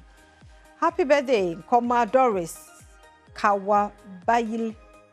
Hey, Obagoko, Onkwasa, Amodini ya Facheme, Doris, Onyamisha, Onto Onkwanem, na Onyo Fefe, Sadewa Yewu ya. Happy birthday, Nkoma. Happy birthday, Nkoma, Mrs. Esther, Edu Bobby, Akuto Inkum. Obapa, Mrs. Onkwaso. Radintre Washimu, no Maunye Kese, Kuziso, the Kese pa. Happy birthday, nkoma Eunice, Nana ya yeboa. Happy birthday, Eunice, Nana ya yeboa. Erade nkoso enhira onye okese. Kusisa obeye kese pa. Happy birthday, Emmanuel Guma. Happy birthday, Emmanuel Guma. Erade onye okese. Oma osunfra dumu enko adumu. Yamishra. Happy birthday, nkoma Nayas, Anayenas. Dini bianode na Yamisha oba unkwaso Yamenyo kesie. Happy birthday nkoma Mama Francisca we free 1931 club Mama Francisca ne da so no unkwaso oba pa Yamisha onyo kesie kwiso oba kese and then so ya Asantoa Elizabeth na bakan enkunim chira birthday inti ya me sa na efre no because ya won made inti newsroom ya me na ya me anyini fe inti ya me nkunim kira o ma me no nua mu nyina o mo we show happy birthday erade shira erade nya okese no ma sunfra domu kwa domu o fa munye tire na unua mo nkaye nso enye kese pa isan wo nshira erade dia domu nti eno bia wudu awuda bia no e dedicate show ima erade shao erade nyo kese we so be kese midi dia fia amankwa tamaklo me da se umre no wada agi awudi ama yewie yo mambo atmaye krado e dia ho se pe brew ti da ho me se nko ba bia da fie da tv no ho e be somo kama fefefe mambo atmaye ba siko sika Trinity *281# option A 4 *281# option no ye 4 Trinity 1000 Ghana wanko be bia na kunkunu momo nesu umpe me so twa de sesi na ucha ubede ubedi ye say yentimi twa kama twa didi ni nyina ekọ me so ucha mame se be ya ubedi ate mambo atima ye krado ye kwaba Akwaba bedroom ahusepe jumezido oye husumfo the fancy doll na iye Workers Day special edition o bedroom ahusepedo na ende no me bachelor de obiara na ejuma yakopon zaman do oba asase do no ombra mbeye and mini multimedia ejuma ye baba honom na yakacho ejuma yezi e wa hade no mpo no za Oma wodo ejuma awoye wa hade no so no wonye na che ti no mock around menye reception for menye security man for makeup for obiara yenyini zijuma zibiara wo fi hade no mezo won babro nti no zimechi na yen konkechi hon yen receptionist gifty antad the very beautiful budu hade na smiling day oya the papa no smiley shio happy Workers Day. Same to you. Okay wuzin na abejuma na wo fi your friend me cafe ajololo na me cleaner wa intina say ya kada cleaner wa hade ya abedwuma zi na easy wo fi hade cleaner ni esiesie washroom office any baby a efi wo se na be ya hoho ba ho be ya neat amom tina chede ye fi hade no ye na sisi adwuma na azini nyina na ohye hono nsa in the Workers Day mama okwan na wo other colleagues anyi won ye adwuma wa hade no chie ho na ke bibi chire ho oh me jina ha me da ye penyi Abel Braebels any star happy any vero any gloria any nkai munye da munye nyina ase eti no mera fire for fire set no do won so we adwuma ye cook ese papa wo kro made yehwe sports we ye wo Adom TV do won wo zima koten papa munua Kobe to the stone and menya no hade happy Workers Day. Thank you na memfa kwenye do enwa na menwoshi sports personalities no especially young footballers and young athletes young boxers our Ghana ha onye easy ehuma mechana onye easy intima yemfa de makwenye do na ende a oye da sonko a ye danedi edama won men so men dedicating then men fama won de eradinala ombue kwan fama won bebre na wo ye sika na omma mesimo oda oba and so still worry inti yan wo she yan sports personalities no FFO no paying for ho nyinara na Ghana Olympics Committee all the federations yan we should be a happy Workers Day. Okay multimedia sports presenters ne film mo bon ho so honezini bi multimedia presenters no amena medican okay ame okumankra baku amaka ensuroja edura enyono nomere uno she intino okoja mame eno bia owo me sports department mame nya passia kakra enwa me sports department no awon so no wo push yan ye koyenyim enti Professor E.K. Wallace head of sports enhu line na ena fe Owura Abdullah Audu ono ogina ne nando enhu so dem ena obia I mean edi akira ebema na mano apa papa my show kwaku ben ultimate sports morning show host Mrs. Avonyo Mavis Amano ono na ohihye ultimate sports show no enwa ena Eric Siedubu edi kejua na nkasa ena onye mpanimfu bebre na awona wo sports department won nyina no ma menwoshi obia happy Workers Day ye wo fie ye ndwedwe ye ho na ye mpeka kra ye fancy do ntino abazi beji wenyo amede mehwe nim de mema youth na wenye jibet hon mema won so wenyo age nti ericha odds enti oye odds ne mesma de bia me ye ne nan de man me yen acha say just follow Kobe Stone ni nhwe moti no asabara je rusu de adwuma yakopare za ma de nyiro hyehyɛ bet no no hyehyɛ so a etwa utwa nko ade a bedi enye de no osi enya chanko ade a onde enya chanko ade anade unya chanko ade a enya ana unya more any no yetwa onye inya chonkwa tino say e obi a ehwa Adom TV pa izino kora ya yeta bo pa osmosis oban hena sound ho nsam na ade nyina make say krobotu waye ma sound na atwa akọ muntumi nya no hwe osmo na o ha de yenyine ye juma o ha de very hard working ma nyina nkasa kora nka bibi bayam osmosis happy workers day. Thank you very much, Medas. Say ye jehona e kre bonsam na e pede kire. Munya botre. Ya. Asa we ojuma o me program na. Nta ya upop me se bia time see na membo ma mebo ama. But say wan kan chen asa o dia TV se membo a. O say me hu be bia ye wo asa na mabo ama. Nti eno ana ejuma me ya ase. Nta ya asemba nya botre. Hwehwe wo sound na to one tam. Ye mpeda me ti no ye ka dey sound department won na wo hwe sound ho nsam wa cheche ni nyodo kakra. Okay, has a sound audio 60, what is Adom TV morning show? Has a sound booth. No. So what about I did see what I said? Say a ban of pie, I was say checking microphones in India, checking in the area, and sending a bone into quarantine. So I'm sure if you almost say baby black be a bo or boss and a microphone. Tenuna yet the box, send a bear or cassa of fear or be betty. And I over had you so I had you a phone calls, no, yeah, picky phone calls you are say, nay, beside Nipacono, because we want what we fray in without any contribution of the show, no, can't the Boston 70, yeah, Mitia, Namitia, some of the can, Sana Macache, whoever is hosting the show, say, be as me see we all lines and Sana Medua to so. And basically, I do TV, so the Casana TV, so near Hasina. Eba ansana wati TV neso. Okay. Inti no wo department for me shop ada wona nwa adwuma wa ye no ho. Abezi inti na wonya je sound adwuma no. Oh, sound adwuma ye adwuma bia is a little bit of dedicated by sound adwuma bia very good pa usua yeah because it has a lot of things and anya asin kwa when it comes to movies, come to advert, there are a lot of things sound anti. I think this is one aspect of it. And I call outside production, so I know so under setup on its own. And I know so very well. And some idea, airpa and usunya bebo. Menemu madam amenye hon ma menye woni ejuma e wo motimi de hanom no rekasa mehie okatechie eje sikapa. This car Tom Prada. Obo for the Thomas. Nis kasa yo is car Tom Prada. Sika de acheso de me se dan pesa. Okay, Marty. It's no abbe jumezinizi wo multimedia hadi.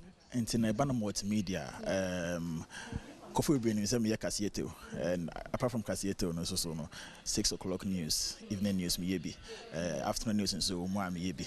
In your grand dance and me social media executive ever hanu say. Say can be a social media executive nipa na adwuma nye dan wa. Tie kan social media executive and actually say the ecoso social media ni nyina no ye na ehwe se ebekoso. Tie make sure say videos ye be katene piece short. Obi kan send me ho say asem we na nipa na kan mu and I more of yes, and I see the good photo be so. Tell me your friend artwork. Now you post to honum. Yes, to me, honum. And you can social media executive as all manage social media, Facebook, Instagram, TikTok, Twitter, near the idea. And what's my eka? Where you man has some Namutuda or you maybe when you are Jehovah Papa? Oh, yeah, manager home. Manager one come in, yeah, manager home. It's an opportunity when you are the major man. Then, if Senko Fonsem, we both the Huru Social. Embo wa wo nsam hu dewuro nkofo nsam na wo bohu dewuro obohu dewuro say be bia da ne yebo agrade nso ne yedie nti nkofo nsam mo keka no na say yeboaboa no ne am nkofo ehunu so it's more like tete no anka TV so pena nanke hu ne but say no yes na konanim tie ne yebo ma others na hunu agencies ne ade no mahunu de ekoso in our world, yeah.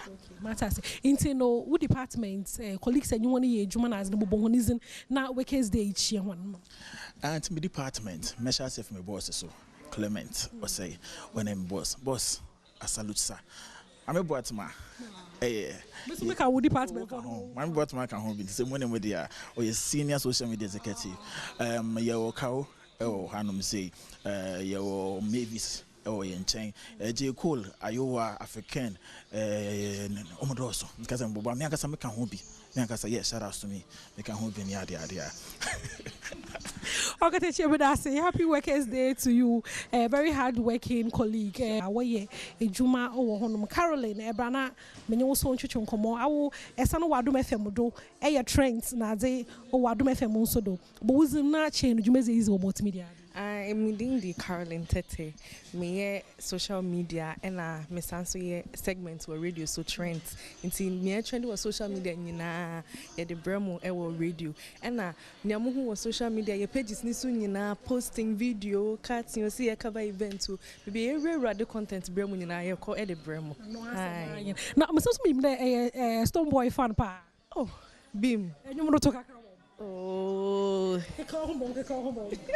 Kaka warmer more, Kaka warmer more. Could be there at one. Something with the sweet and ginger. She never gets in mad and see. Cause she coming every morning, so she tired of the mac and cheese. Wanting more on the guitar.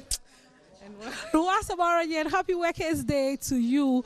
Jumafono Edoso, Mobomozinade, Mutumenya, Kofu across the department. As a joy learning for had a joy learning, sister, first class, ni papa, Oko School. No, Irene, Pocho Brana, Menyoso, Nkasa, Irene, Oko School, first class, no, Maza Papa, no, offenso. Beauty with brains. Happy Workers' Day. Same to you. Mim there actually joy learning for honodo. Joy learning a basic Okay, so Joy Learning a sub channel under the multimedia group, a educational channel into no lessons Emma audience say instead of the classroom classroom not teaching in honum. This time around teaching in our TV, so and I all try them into from basic 4 through to SHS 3 lessons now I almost our school our TV, so I'm almost free and if it's upload our YouTube channel and so when it's TV lessons now go YouTube channel teacher be try the other one ubet me edisa our YouTube channel. We'll get back to you via mail. Nah, clarify all your questions. And the Juma warrior were handing you Juma Kakraba. What wasn't there? What from Ofia no Pono no Butumna Wenya educational materials I share what TV do. Ne Juma or ye Indian. Na me sure that you Juma when you are young. Many. I was in when you are Jimmy. Because first of all, delay with Enkola and sometimes so Enkola Muyenika. Because sometimes I'll be to me for I don't understand this. The way the person is sounding, Emma Winnie edgy, and sometimes you school a whole draw because of some of our programs. So because aside the lessons, so there were other programs. My call campuses, and to say a call now Colano Muhua. Oh, Jolan and Faba, how so many adji, and say who say, and I say me personally, me who say Colani Aja. And Yanson so I want me swim my men's manager. Mama, happy Workers' Day. But me sure there were colleagues be a better wish one. Into no colleagues, and you want to Juma or Joy Lane in Honum. No wish one. Happy Workers' Day. Okay, into medical. I'm channel Penino. I friend Abdullah. I would do happy Workers' Day. And I think my colleagues, I'm in your Martina, Alfred, Debbie. Stephanie and I'm answer happy Workers' Day. Irene in first class in pa medase papa de nyemo atwetwe enkomo mo hede botum na yera Adom newsroom ahade no na you cook wo news no nyina yenyim the news start with an idea another mpono za yehu and I receive a free one ho now so no say ebadani mu hade na discuss here the stories na ze nyinara ehumbu reporters no bi wo han ma brefi abnajeman and what no isa na yentwetwe nkomo Workers Union Day ejuma ben na isa eye wo multimedia hade wadwuma nyeda no a me producer presenter and ochna Workers Day. In fact, yabeka che ejumafo Ghana nyina say ayiko omumoni ejuma pa omoye yento so a enkokuden emo ehomodin se ne be Ghana be fa ne tuma pa ifra. Happy Workers Day. Okay, happy Workers Day to you too.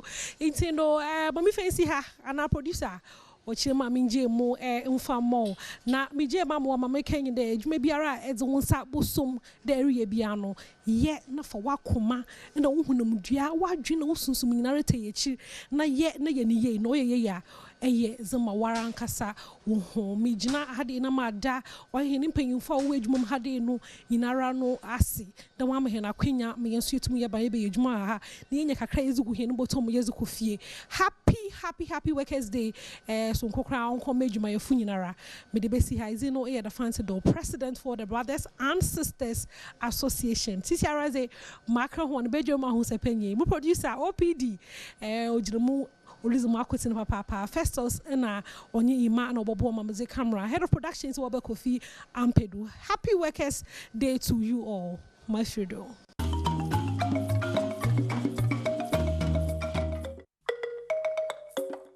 Okay, yeah, mama nyina achi mama kwa baby and happy Workers Day and confirm juma ni bia. So ye abanya juma, so ye ankrankra juma, so ye wankasa wajuma. Happy Workers Day and confirm ye nyina da bia na ka se enkoso nya reflections in our daily activities wonema ye yem se enwumam se ankasa ye de se ye obi ede ne ye kwan be ne betimi afa so betimi abeta ye adwuma no mo sene bia afa so pa e betimi free so aba etimo miemfa ehinta mo miemfa entete ye nya obi die ye ne enso ye de enso ayeye unso obi die ne de enso ahya onsa no you akuma mu na ye anya wadwin se sabio wo ye la sulala na de afa ho na de atetene me bi so nipa ne wugo bia no e be fifi wadako amwatwa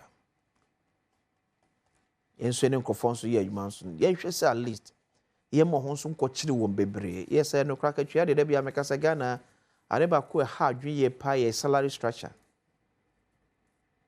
enyenyenyenyenyenyenye the salary structure of Ghana enkoye ejama adwumefo adwuma amo eye no untimfo ni nto salary so emobra papa bia about 80% of adwumefo cannot rely on their salary timi fancy fie timi fantoka wan hwa ba school fees twa kra ba ye odin because sente ade abo nko a wo nkran ne kumasi a ebegim be se half sienhwe hono nso ye ye mani pa no ne ye adwuma no nti ene enye sika da bia da gu ye bottom no ye man nso kwa ho ye hiem bebre ba bi kakra adwuma mpanifo betimi aso masne enso masne ali so ko han dan bi oso me dan na me ko han no e bi 2000 cedis betimi etiti mo remu amanya 1000 be jo se ge 500 bi soso na ne pe na nya nkra se so me pe ni kra adwen me ho eko ba se 2000 onu an osare sa 800 Ghana cedis ni twere bosume no ebia no titi no sa titi mu ade akotwe 2000 dia oba adwuma no nya chance kitu e bia menka se ye ebone pato enipa nya chance kitu wo se ja o de mamfa we ntu ye ro kire bi mansa nko sresre biem enyi akomam enfanya adwuma aya ade da bia menka se Ghana ni bia no ya akwadworo Ghana ni bia nya akwadworo the opportunity to make us utilize our full potentials no to the bia na emantem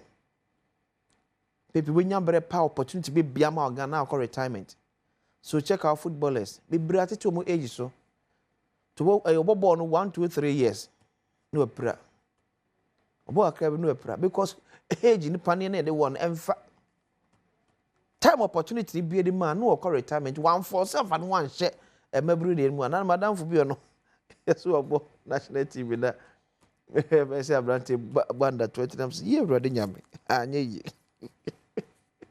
want so ever let's create opportunities emunna ho na mrante wa no so nya dachi e wo yendem ne yehwa no yenka so miensi fie enene kine ye yenka so mien tolesos ne bi enene kine ye ba mien hunu dachi no let's say there's a brighter future bi a ye build the maye ene betimi am nya ahoto so say o ampa na Ghana kra the next 5 years kra na at least ebe ye yiri amame basi ya na yekode ya eri amtebe ko quick one to yekoso nyese ma ye ho yakọ be ma santiman Ghana santimampon bridge kese ya boye da sebro sebo si otosmienu asantimampon hene adane tintimo na ensem bi etwagu se na namayemfo atenase ahye de be 1 week bi pacho ne ohu bia no enye nokore ne ohu bia si ahye date de be di 1 week of that sebre osebos yo tosmenu no si e kasai enye nokore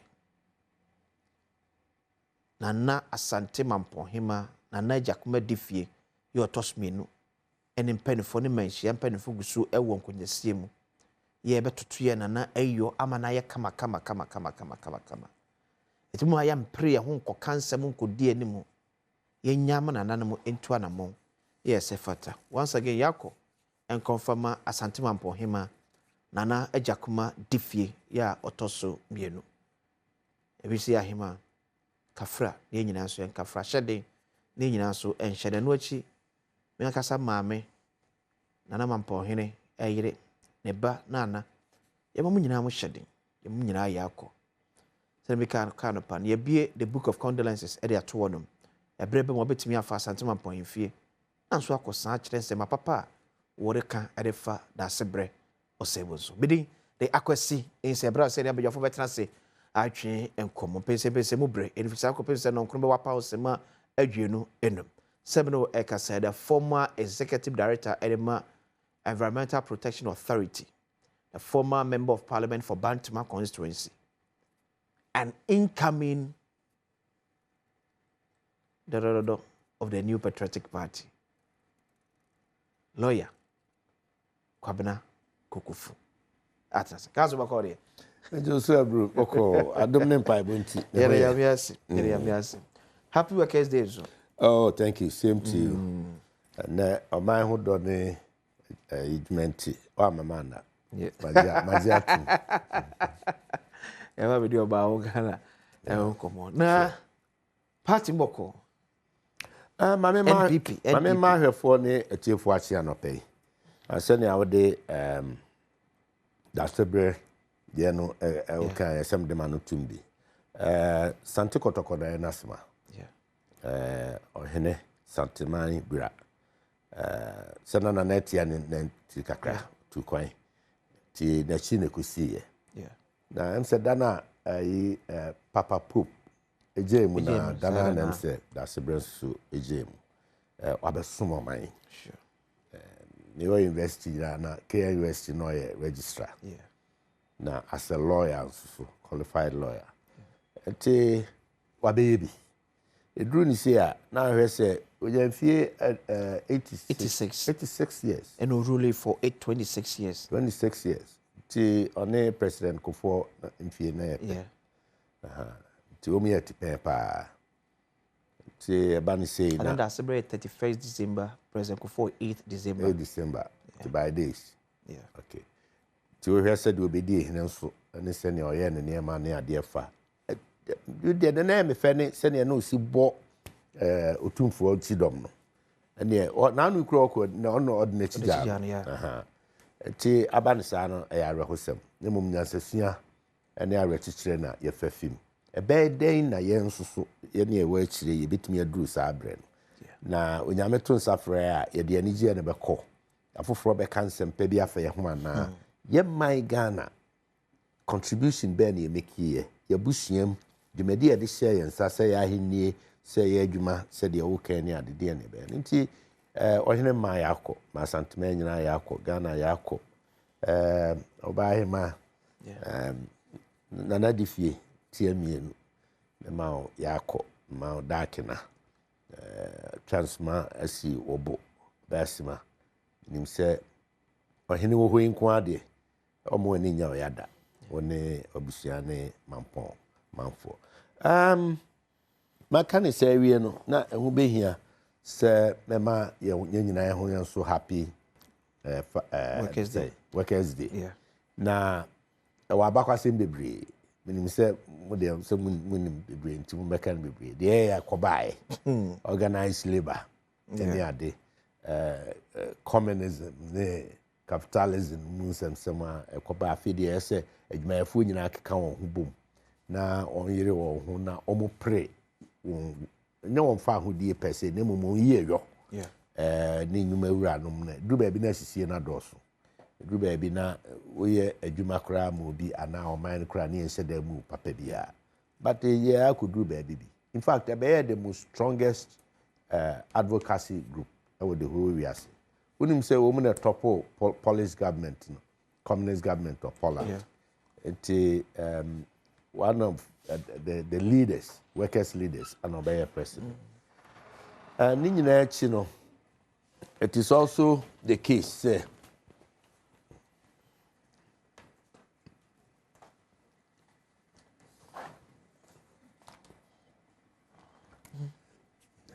ebetumi akọ ayo ne nyinaa akyi no so the case say wiase nyinaa na ayi da baako ato hɔ first me sɛ duru hɔ a yɛde bɛkae adwumayɛfoɔ ɛne sɛne ɔmyɛ no menim sɛ major topic yɛbɛdi ho nkɔmmɔ yɛ nti sɛ na apɛ sɛ ka menka bibi sɛ sɛ party mo te sɛ New Patriotic Party oh bɔkɔɔ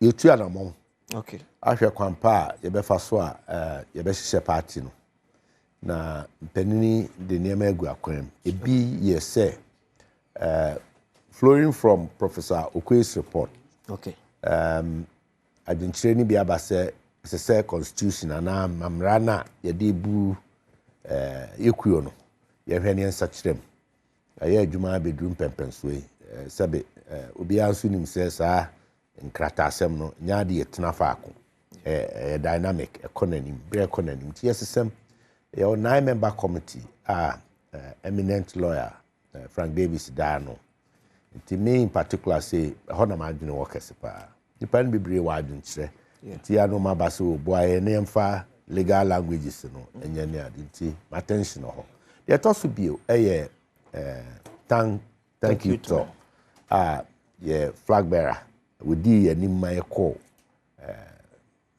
friends contest no ɔne national executives no mu bi ɛdi anim a ɛkɔ regency ne ade on hyɛ aseɛ na wotwetwaa mi na wotwetwaa mi a wɔn gu so kakrakra nti by and large kwa biara so as political party we will come back maybe so near a see Kumasi but what Owura Kodwompie name the former chief of staff under President Kufuor said sebe ho hyɛ dɛ hia the thank you tone kapati no ntwa so before it also degenerate to something else only for Asante terms when you could see will be classic kind.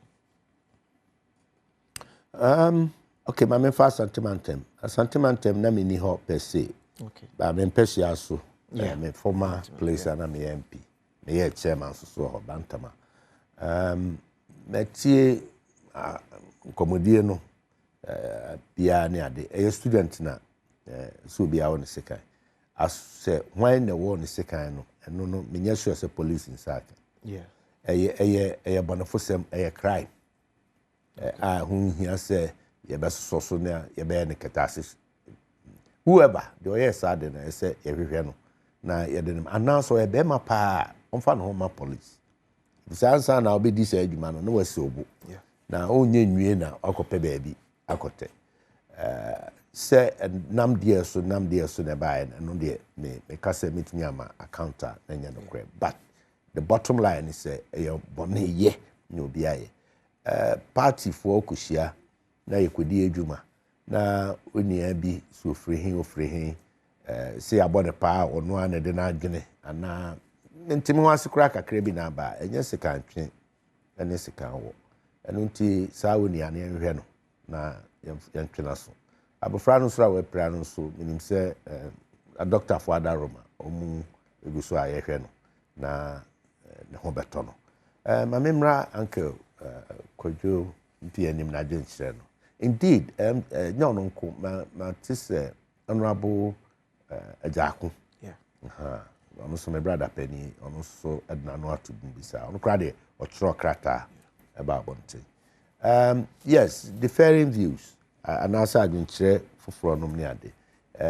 nipa ndodo no abibiri su sɛ nka bɛyɛ sɛ ke betena dem na ibedi ho nkomo Penny pa bi am ne kasa ndo otunidi sɛ atonement sɛ Bible yeah atonement wagye mfomso bi atomu na opa ho kyerɛ na sɛ wodi ho nkɔmɔ woyɛ no no wie a no no adwen kyerɛ no ke yɛ no wie ya ebia na yɛsi nkonya na alaji na siro ha ebia na anu mitia na so so okay na ka mo sisi ho no mo a sɛ la sɛ kɔgye yi ade ma wa ma me orgasm fruits so no sa na tempa na me no waka wadna chere so akoma adna chere na che se no so apacho so we fa che me next time obi kura no kura be ka se wo da ID ka ye da no nya wa be to your friend wa friend me su we chi obo sa na che se ye di e won komo ye wi ananka na ase no ato aso okay no kura de no susu se Thanksgiving ke bi kura ye nyina be bo asia na dia ono na adwen chere no which I go with it but ekuo no ewo ho ewo kanie nom ne ade nti mpani kwotena ase no national council ye ne se entu saa penifo no na omunko apro no nia etwagu ne komodi ekoso ne ade enye menwa se mpanifo te se ewura kodwom pia ne nom eka se betini a nke yemre fie na ye ntena ase na fie omunka se ehu hia kra onka sa da bi o kire se yemre fie na yentena se na ke bia yenhya ase free another step to another na enko wie na ase no to no peni de bakwa adwendwene na senia omu besi gina ya bia no okay yeah ene chairman kamona yemma yenua Alhaji Mohammed Nasiru Itrinkwa President Muhammad Shinen Munyam I am the Deputy Executive Director of National Identification Authority. Wow. Enti, congrats. Wow. Congrats. Mama na kama hame ho. Nia mi nia ketwa. Now, I was said to start with, no, o abem atai late. Na, I feel so we na ba so fresh. Then was about ko. Ne national identification card no. Okay. Ayira mi. Hey. Oh. Enti we go wie ya. Congratulations. Congrats once again. Congrats. President Mama so that's it. Yeah, wasum aye de ese di pa ye. Thank you so much. Because enua no mo madwuma o mo aye ena o metimi aye. Enti ye ni so se I recognize omo especially Alhaji Nasiru. And we are raising it to this level. Hey, okasama amayoku enough for more. Nan will be na new free.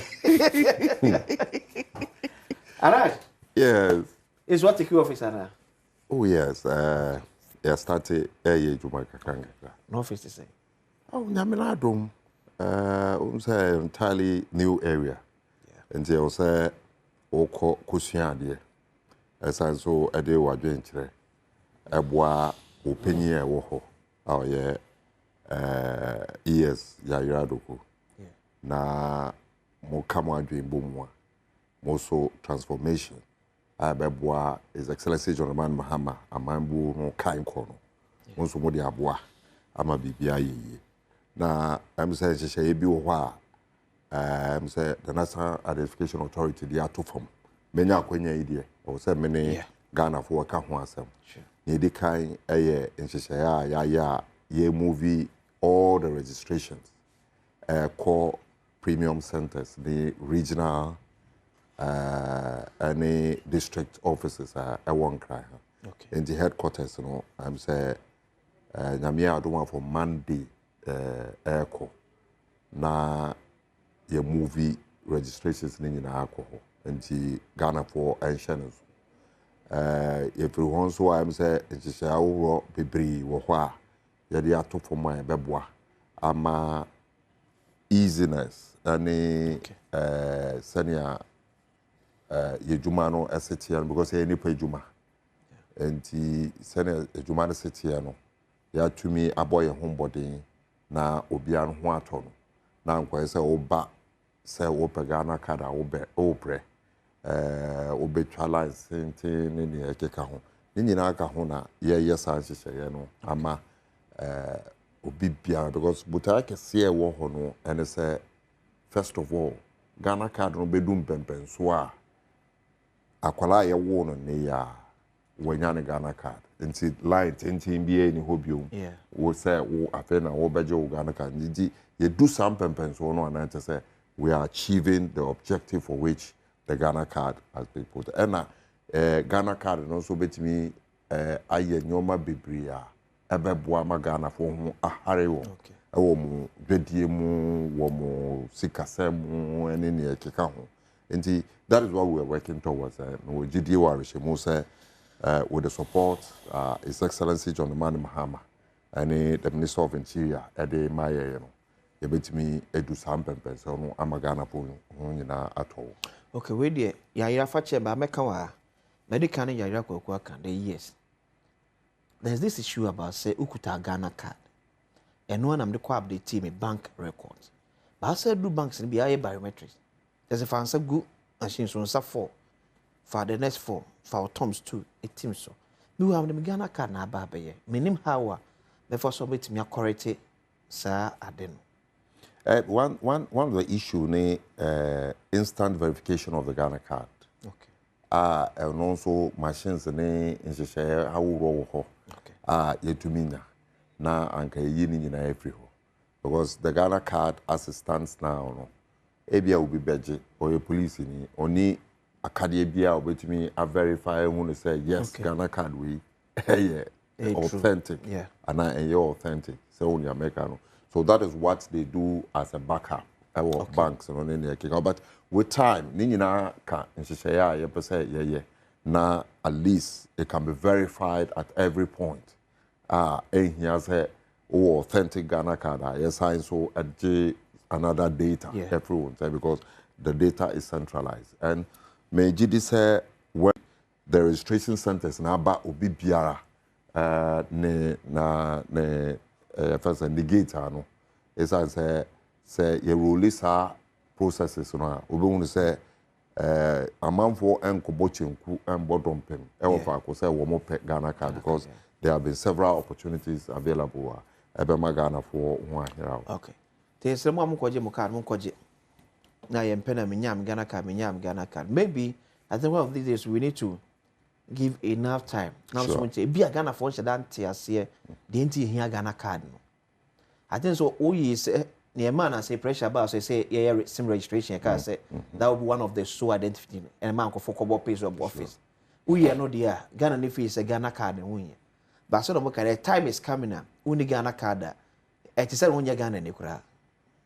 You can access you can access baby it nena wakwa meant na face me Janice kone kwaji ne fato ho no now so awonye bi no kone koye now so e ban so a en contem en fama ye inshallah oh yeah oh my man no tum kakra eye me de nyame ase de kan say man congratulations but sa Ghana card asem okay experience bibia o man ye betu anamo bi no e boa o man ne kan kono ye amayofui ye ni betimi edi kan aboa ama amanfo age atumu na ye I remember edu baby bi no na New Patriotic Party wa bem and I introduce Ghana card afi mo bi ankoje mo enye say that kind of politics there bem but on say abansi sign then this buy na ono so afi de nani abira wo ye bi da abansi sign bi and President Akufo-Addo na afi ene say o ma ba bem nti a continuation nti se wunia no na unim se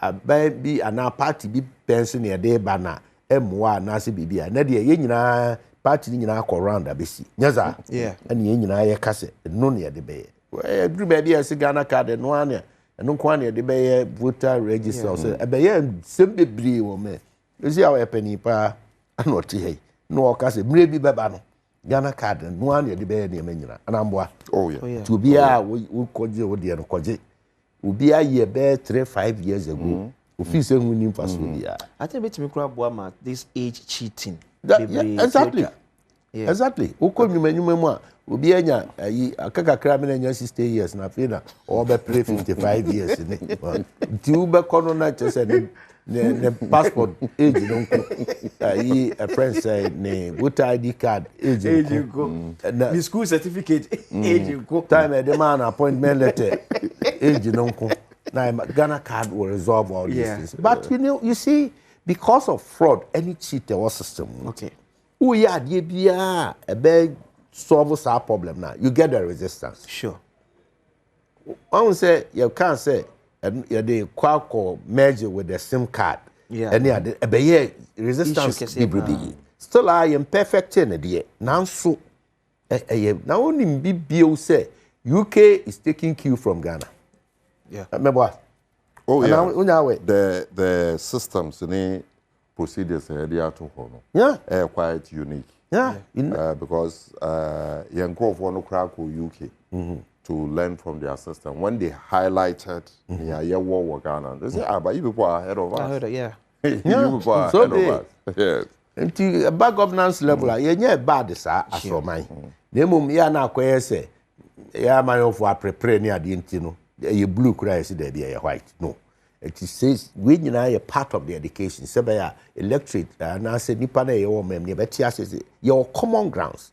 Near many be o uchu mutan e boye ne ankasa ne akọ. Ayi sa drone ya e fed drone zip line. Zip line ya di. UK afi no makopie. Almighty UK. Gracias. Good. Alaj. Ene workers day. Fees of kwambe ne betimi afa so aboa ma da Ghanaian worker. Alice yenka say onye se Dangote. But the three components of Nipa living.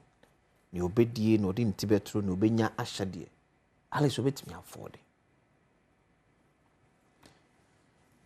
Well, that's a very big question, especially around Tama Yewomu as Ghanaians. Maybe Miji Tumu Nidi Kai Yabama Jumayofo Nina Trinkwa say Emre say ya ba ye yidi atohwa ye den ye bo mo abaso e da o mo ase na empe bebre ba ne sanso a na ye hwe se wa mo na ye dwuma e wa Adom TV wa mo na ye dwuma o Bank of Ghana wa mo na ye dwuma e wo ebeze MPP head office and NDC head office na ye we fi wo mo a me de me from say essential workers ebi mo eye woni a wosisa ye bola efrifi ebi mo eye woni a wo mo besori anopetututu na wakoji bread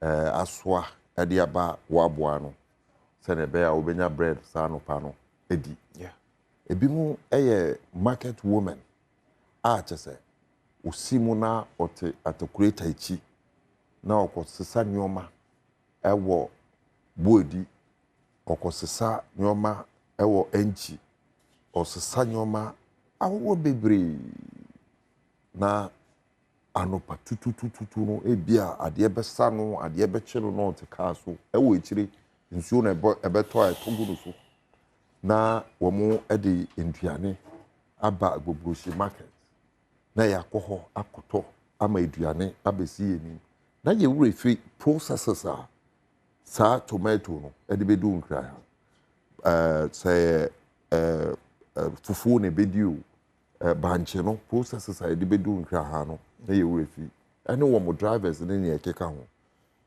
me de maka say ye ma attention no enko sankofo no so wo mo so because say ye bisa me ne say wan mo na kura the economy ema o man no ekonima if say this group of people empre bebre no na ye wure fi omo nti ye be ma omo trinkwa na ya ba omo abaso say at least the obiti hwa wo dwen omo ho say omo ba omo ho body now what say then na be ye na yetumi abwa omo nso omo kanko na omo ho ahare omo na me fi say eye nhyehyɛ pa aban ebetimi aye ede ato ho na wenya timamfo no nso aboa no to achieve that objective. That is the basic thing. Yembisa ye ho say enti aban a ote so sesi ye wetu anamon bia opese sa nyoma no wo mo etumi nya na. Okay. The basic needs, shelter, food and clothing. Make us say yes, His Excellency John Mahama Mabon, a two son of one. Because ni kai, nipe bie ni wa oye nipa, obetimi elivi fully to his potential. sɛ ɔne adwuma biara ɛnyɛ ɛnɛ yɛte ɔman mu a unemployment situation ɛrezi saa kɔpem 17% before aban dada no ɛfiri aban mu then ɛna ɛwɔ sɛ yɛyɛ ɛfa unemployment His Excellency John Dramani Mahama for the past 3 days anamontu ahorow a wɔtu no ɛkyerɛ sɛ yɛpɛ sɛ yɛsɔ unemployment no ano wɔfa sɛ ɔkɔgyina Asante Regional Capital Kumasi ɛhyira ama yɛbie edwumawura project a ɛde edwuma ɛbɛma kyɛ sɛ mbabunu a wɔne ɛni edwuma ebi ɛnyɛ formalize ebi ɛbɛyɛ artisanal training ne yɛkeka ho na wɔn mu nyinaa ɛnyɛ skills bi a sɛ Ghana ebi a yɛnya plumbers bebree a yɛbɛtumi ɛde bi akɔ Dubai yɛbɛtumi de bi akɔ Canada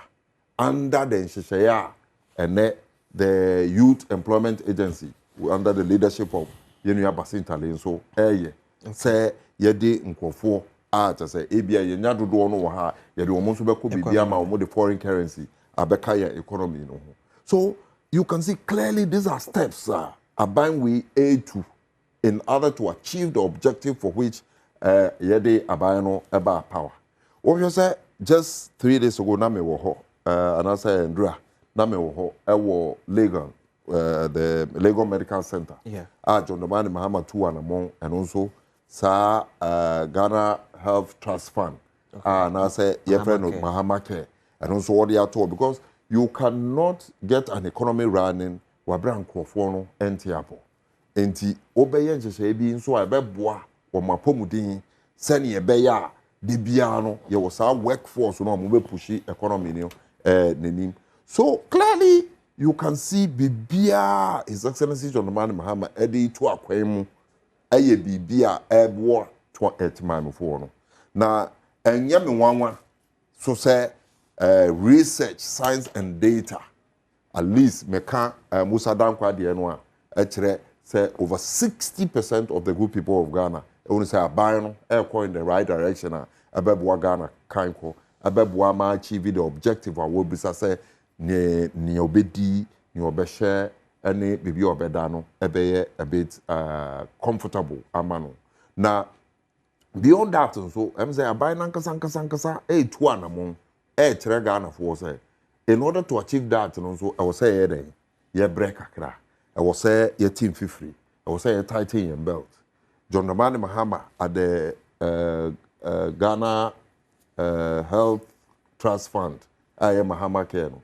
ɔde ɔno ne salary 6 months baako 6 months ɛna ɔde ahyɛ aseɛ sɛ ɔno nso ne sika ɔde bɛhyɛ aseɛ no wanka sɛ Ghana fo momfa sika bi ɛmbra kɛkɛ ɛm sɛ ɛnam saa na mɔntuo no ɛna yɛwura sɛ do agongo nso a na ɔte hɔ ɔsɛ sɛ saa deɛ president bɛma ne 6 months salary a meso made 500,000 Ghana cedis ɛhyɛ aseɛ so instantly even the chairman of the committee no anaasɛ fund no ɔno nso de $1,000 ɛde bɛka so instantly one more kyerɛ sɛ we have to sacrifice to achieve something and that sacrifices no that spirit no na ayera ɛwɔ Ghana for yɛ mu I will not blame Ghana for esan sɛ wɔn mo hu aban a waba abɛtena sɛ adwene wɔn no nko ane na ebusuafoɔ ho ayɛ nneɛma ahohoro bebree akyerɛ sɛ wɔn mo ndwene wɔn man no kanko sɛ abra nkwala ɛwɔ school na wɔn mo nyɛ aduane ndi wotumi ɛde 48 million na 52 million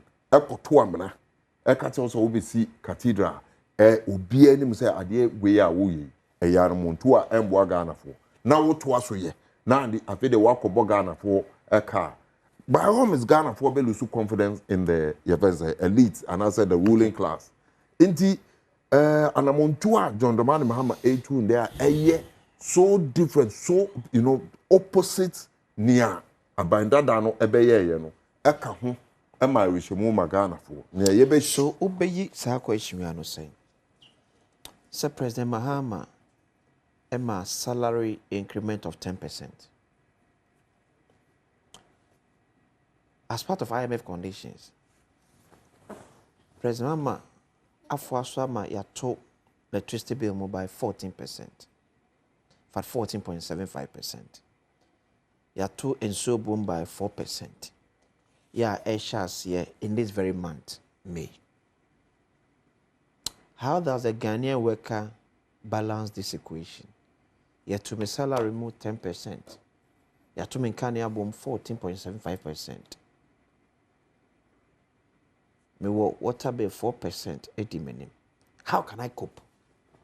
The cope, you know, the Judicial was 1 year woman manage economy, you know. Manjak anchor MPP internal issue, maybe menka one into Wimbisame. But one of the things Mete say Obiti say Freddie Blade, the former chairman of the MPP, raises contrary to Baumia's claims, arrogance in the Kekano. Freddie Blade here economy. Senior one more manage economy, you know, Baumia no. And a Ghana for Bufu. So, with all this, you know, Bisa won't say, has there been initiative here, yet sustaining and dollar no and air rising, and then Okotoadia, a Boko through, or China Okotoa, a Buono Kosro? Have we seen some stability? Yes, Ghana for stability. The dollar, no, I could do bear 18 cities around there, a bathroom. I'm a Ghana for it was it's now around 15 and 14.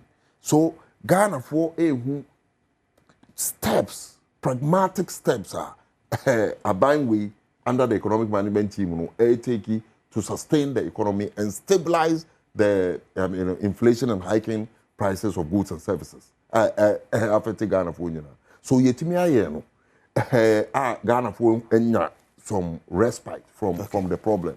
Beyond that, Ghana for one of the key factors that trigger price hikes the prices of fuel, petrol and diesel in particular. For the past month, I want to say yate petrol so. Because at least yentumi anye hwe kura amfa system no mo. Ye boa ye ho stabilize the dollar no. And the dollar effect on the prices of fuel no, we cannot run away from it. Into such stabilization no ama yetumi take fuel so kakra. So it is wash here and take here. Senior me treat mu no. And into na buy no into one more catch say you better break kakra because enye ne mfom so say ye to aba e de ma MPP aban o mo betina so eye bibi abasa. It will take some time. Yes, sansi say we e wo hwi. Ye John Mahama say yenko IMF. Wabra ye wo other avenues anka ye betimi dia sustain. Enye John Mahama and e be ka kire Ghana for say wo ko IMF na te say wunim say na ebu oman no na te say wunni sika na okam wi a wasan so akosa IMF no like it happened under the MPP Bamia Nana administration wabra the Minister of Finance Esheni. So they've done a lot of things that the effect on na ye benya. But one thing Ghana for a word that's all woman and say yenya baya okanokre Ghana for. So in the month of May, how should a Ghanaian worker cope with this increment against near demand to yes ariabeto neswing? And America said the increment, is not coming in isolation. Increment, echo in that direction. Na be being so air baffle. So it will cushion and balance you. Okay. So in America, no. Na be air baffle, especially dealing with inflation yes. to cushion for the increment on electricity and other way. And that side increment, so to me, ye be amfa. And say I de ato ho amount. And ye now so ye the losses. What sector be we are working in the water, in the electricity sector. Yeah, today you say about 40% of in Kenya generating eco waste. Waste. Correct. but we know in a way. Why I say you can in a way. If you wouldn't be illegal. If you one kasa walk as why illegal. So waste because in Kenya you are generating a amount. So we are making and so with water.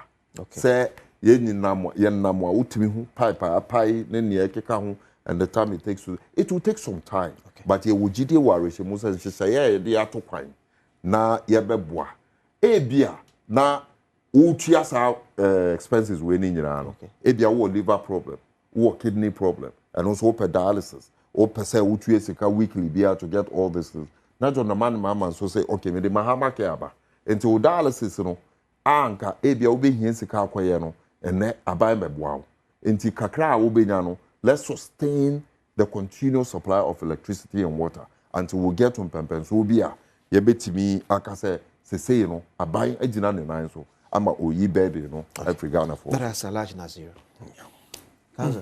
Yeah, good. You say happy Workers' Day. Workers' Day, yeah. Yes, I have mixed feelings. I'm happy, sir. Oh, yeah. Many do I forbear 9 years didn't come from diversity. To be said, say any politics in the adenoma. Because it didn't come could do actually be brave. But said a TB not tree. Meaning said the first worker or me a President Mahama. Yeah. The first worker. Now, you tell your first workers former former President J. Kufuor or be first worker pay. Yeah. And Nana Danko Kufuor, former president, also be first worker pay. Yeah. Yes, sir. Sure. The CCI vice president Nana Jade. On first work, a second worker. Second worker, yeah. And now former second worker, so Dr. Mahmoud Bawumia. When you say New Patriotic Party, I had dear pa. Ya boy the pin Ghana democracy. Okay. And they said you buy my first. You see, from the Fourth Republican, you produced 2 former presidents. Okay. And they are all former vice president. What did you see any animal DC for one? Omutiasi. I mean, let me be. Omutiasi. What did you see any animal DC for one? Former president or Tiasi or one or science president. Former vice president or Tiasi or one or science president. It's 3 in 1. Nti ehun be hia se Brano one former president Kufuor ne former president J. Kufuor be din kuta ho. Nti won say so hwe yeah. When President Kufuor was there, President Mahama was there. So nani age utim say na nkomodie ni ade na o man ideas no ni ade. Eye yenton koso na emwa ne independent democracy. Having said that, sa first work out the land. You will be also a form pa. Yeah. Or no form or one or no Juma or yeno. Say, what chalo at that, Pablo at that. So, call or Kejetia now, Pablo at that. At Seba, Quati, that Ucha and Ucha near only the Oriental. Oh, yeah, the shoe shy boy. Cobla for no one. That time I was saying, so your man say a baby do. Na adwumakuo bi anke kan ho a obuza nti nkrofo ekro se o mo woni madwuma ba ko a e ba madwene mortuary attendants okay yeah ni nkrofo ye adwuma wo mortuary chese wo nakra adwene se obi kura yes adwuma na ono na sebe no pedia mo fa ncheme mu na ono na eye ho adwuma kopim se niema be ko wani a ni bebe wani be ye won ya no ma ba bontin say e de ene I want to pay number. I want to pay a number. Yes. Say me papa correct. Say unika unifiteni Adam for. That's the point. So, enti one abe who say yes, say the baby who. Yeah. Enti obi adwuma oye bia ho hia. Uti large nasu or categorize no. Ehwe say be formal na informal. Yeah. Informal no ye bebre kese. I said the whole the economy no. That's it. The whole the economy. But untimi yi formal no so every bada I say omo voice. Okay, Mr. and Mrs. Organized Labor, me mama chia no pay. Your team on can't check. No organized labor. You see a teacher for the can't one boom. Yeah, a doctor for nurse for a can't one boom. Open and pain p at you on me. Okay. Or mine near money is near that. Inti and now ye dear for day. Mommy and Timone na young hunia a hamu. Enenia monso so mo Jennifer or May can call. Equiafo driver for taxi driver with you and then metro driver Uber driver yi sa moto Okada wan omu nyinara obi e na dwuma nia oso kayai a onam na pan kuta no na oso oye na dwuma theaters na adwuma fo di yawo Ghana adwuma undi ya woma no mu kasa ene ade ade umudi ya opa kusise structured we Ghana adwuma eni a wo ye aban adwuma public service ne a friends civil servant wo wakatua ne mra na meto account mu na mra obotom na ya tew o tax papa yi wakọ adwuma mu wakatua ne mra no ebetene ade ba ko so ho me ka kire ansa na wakọ President Akufo-Addo o man appointees nyina na yakatua ete so by 30%. Nteme EPM ko nyina bosumi sika esese ye de mame no na 30% ekọ a friend is a consolidated fund. Petra ese ye de mame de ye adwuma for bosumi no ye tinsu 50%. Na brebe to brebe. 2021 ebe 2022 ebe abesi sabri. And COVID peak of COVID time. Yes, until Mr. President Mahama a initiative papa until I apply. Make sure say na see bosome 30% na katiano say consolidated. And it go the DNC. Oh, e ko bo ma chichiri. No what you see our President Mahama 6 months or the na katia. What's President Mahama voluntary? And na me say onua penny President Akufo-Addo. Ono anya katia da. O extend sa atu ho ache no e Akufo-Addo. No ko check it. Wani salary. Me say ko check it. Oye minister cranda President Akufo-Addo salary. President Akufo-Addo anya katua da. Me so dey ko check it. Throughout the 8 years or the charity. Ko check it. Me so oye minister Attorney General and Foreign Affairs Minister na katua ko charity. Enti President Mahama ya de o ma 6 months ne salary eye. Ba me say say policy bi o enyemra bum okay nka say yemra but policy bi o President Akufo-Addo aban the ba say we ye na appointee now be a wo bi a say we be sacrifice ama on mine 30% of your salary as a consolidated account afi full allocation e dey ma we entitled to 50% ya chim until a part of the sacrifice going forward now Ghanaian worker ono yete no at source na watua income tax no yeah de boa o mani yeah President Mahama yi betting tax free yeah okay betting tax no say okay say ye bonto na ye see wo mu atwa bet no ye wo mu sede ne adwuma ye nyesa no mu mobro wan to atwa tax bet na odi a o man no trimo odin aban ni trimo odin say obeje no eno ho tax okay really but the poor teacher otiwei obekwa aba ye tene tax at source osem fifre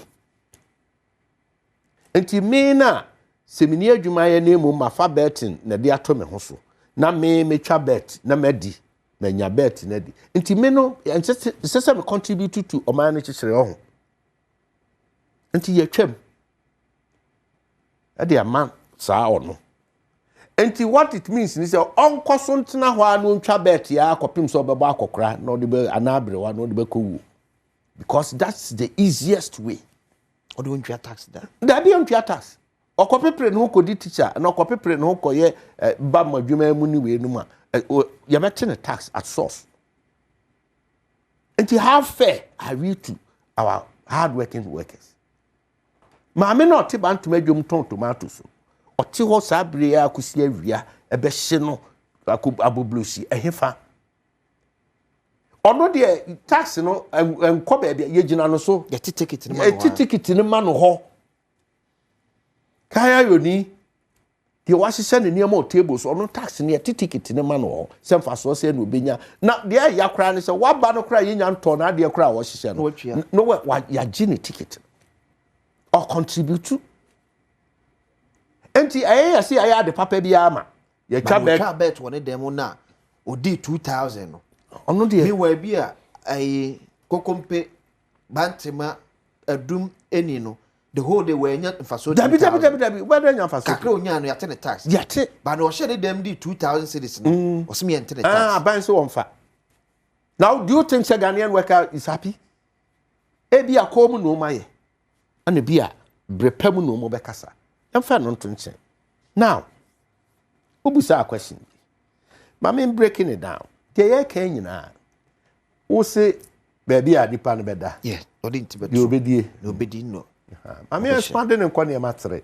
economic issue and then social and environmental issues and then what about governance the economy of it and he said the average Ghanaian worker when him say you bu akonta wo man yimu a you sika asem ne ade nyina dodo na akọ aban akatuam aban nyuma yefo akatuam your friend compensation yeah nti it was serious repercussion ewo nipa be ye adwuma wo aban sure and nti ye can unemployment rate for anyway according to statistical service you can cross check by the end of 2024 that December 2024 you Akufo Addo aban free aban mu na unemployment rate was about 14 point. We're doing 14%. We're doing an average of 4%. 14. Yeah, 14%. Yeah. Until now, 17% say they mean okay, fine.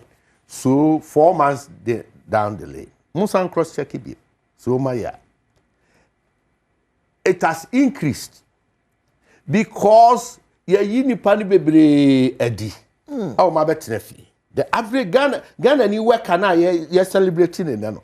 Bebre ni sure enya wo monko omo ma menom papa nom simply because aban asesa nti yeso betnefi. Se otoma aban party no se wanto ama no aban asesa nti kofie na kotnefi. And now you see ye happy workers ye. O ka sa akoda no ana be ma na ba ya no we happy. Yes I know. Nti yesi afi ye de fufuro bi sanfa bi nom ene ade. Me no problem. But me how me say create adwuma no more opportunities no many panel more. Enti say abaya adwuma mu na ye ntimi en create more a enkoyi bi no mfiri abaya adwuma mu na mfa bi mfiri fie enkohyem na asif say oye bibi enwoma. You have done nothing. Afe unemployment rate na increase because the panel every 16 19 years in January ba e bebre aduru 18 19 omso ye adwuma yi. Na yeti o mem ha ye buye ni agu ni ma bi so a na ye dia ya amayo sema na aka ho woni ma be ma na oton kube wo kwan ho no wo ma ton kube oni mo ma do fudi incubators o bon kube but incubators o hospital opa nya daji na be no na busa ne say day sales say no ye no nyam faso say you'll be shocked ba opa ma ban ka say ye bebie nwuma ye pewo mu enya adwuma na ya kenkan won you'll be the first person to be there no ton ko be no ya wo nyam faso kra che na to office exactly. That is, I don't know the is it because of the mindset we have about job, work? Exactly. Yeah, they are say so long say on na aban payroll so dear onye adwuma. And now on na adwuma bi multimedia busumi akatua onye busumi akatua onye adwuma. Now but do you know why? Because say oya aban adwuma anka aban ate no tax. Obonku be no obi anche ne hwe ko company magazine akese one shot akese tax be ya by them me model rules say ye mesan lie you for anya adwuma mesan lie any idea bebre they will flock in there omo beko uni anu mo TikTok no ne ho aho omo ye adwuma no omo ye adwuma they classify themselves omo ye employed. Good. So, yen na yede ahye yen ho. Okay. Oni ya na oton pan no brodo wo kwa mu no ne ade no. Ya sese hu nia onya ene nia koba. But ohunu so ya unemployed. Nti yeso ya gya atum sa. Nia ono no wo cocoa farm. Ana farm labor na wo ye adwuma. Ene aban se ye pa unemployment ya odimirika beko. Nti yenhwe ne streamline the informal sector. Ne mo bia ni nyenia oye ho. Na yemfa buo ma adwuma bia obi de ne nseye. Na yema ni panti asese so long say wanya ade bi na efre ne income nko ade. Eye adwuma. Eye adwuma no man ne o chefa wo.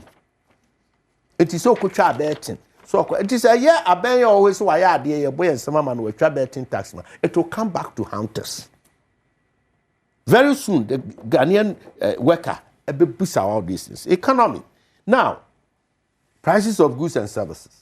We a very simple question. But Alaji decided to give you complex answer. What's it buying amount Ghanaian worker 10% pay? And they buy January more. Yes, sir. As a president ko mu meeting open for to a yard dey be mad at 10%. No dey more. And a watcha e levy mu 1%. E levy 1% now and 1.5. E levy.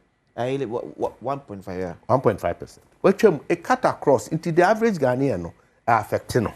Yeah. Into year free. Yes sir. Yeah. And watcha betting tax mu 10%. I can tell you say we may try betting near the or main. Who pay workers or no conejuma bania there. You may not get more than 2%. And it doesn't cut across.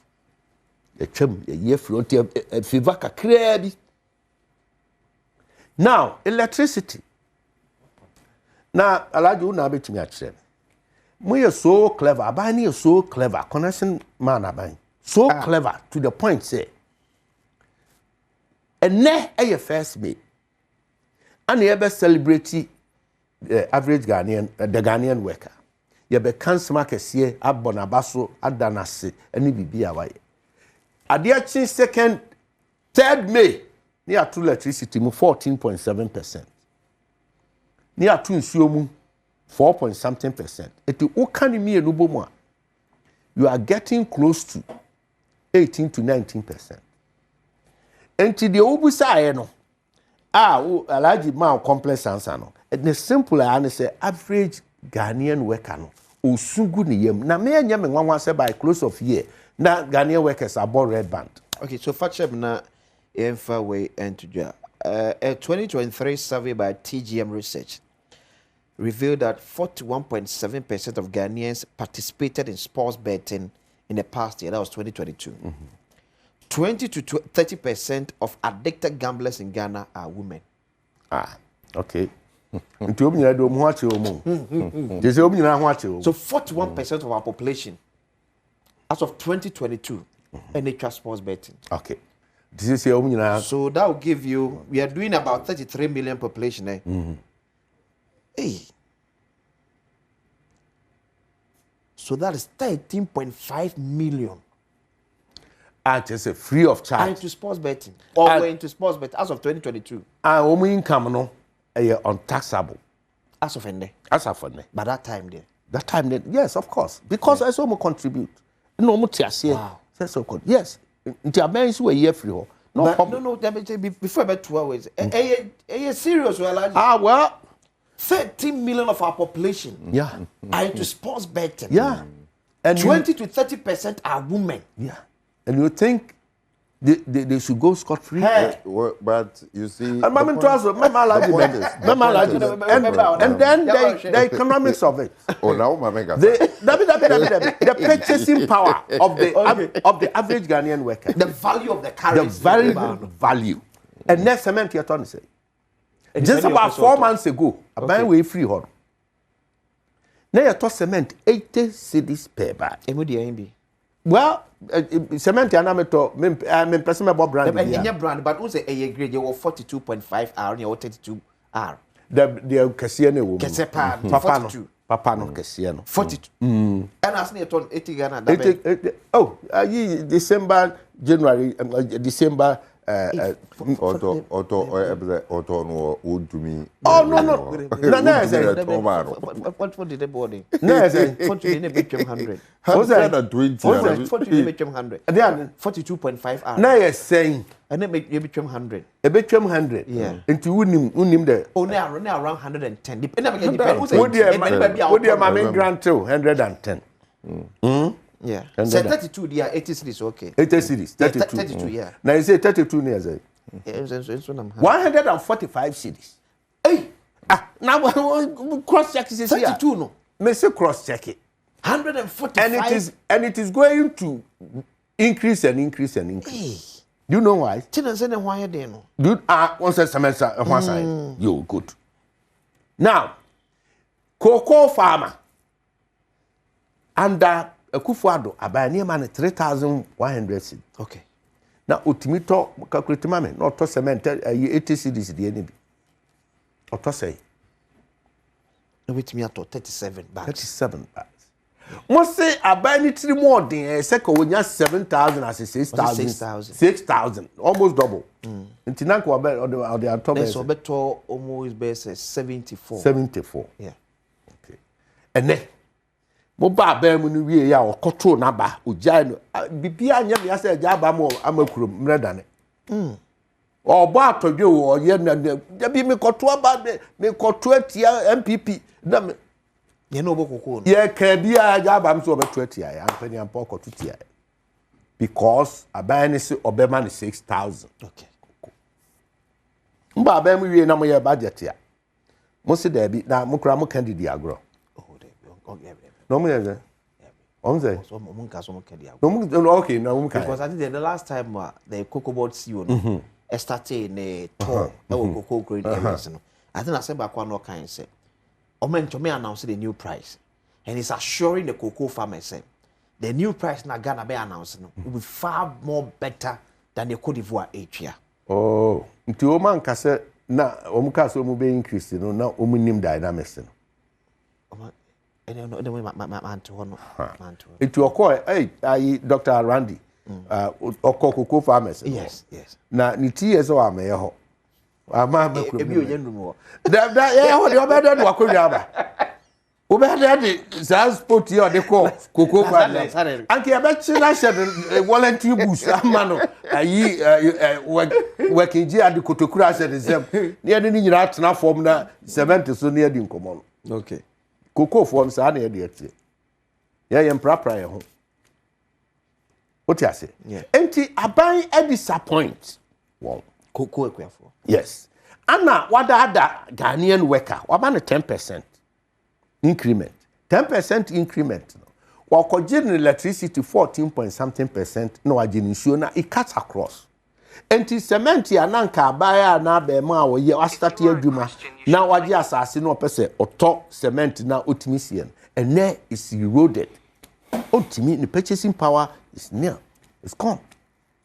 Now unya to electricity mu pe at the petrol ripple effect. Because they say me produce cement, the electricity they produce. Me produce iron rods, the electricity. Yeah. Enti obe pass on sa cost no.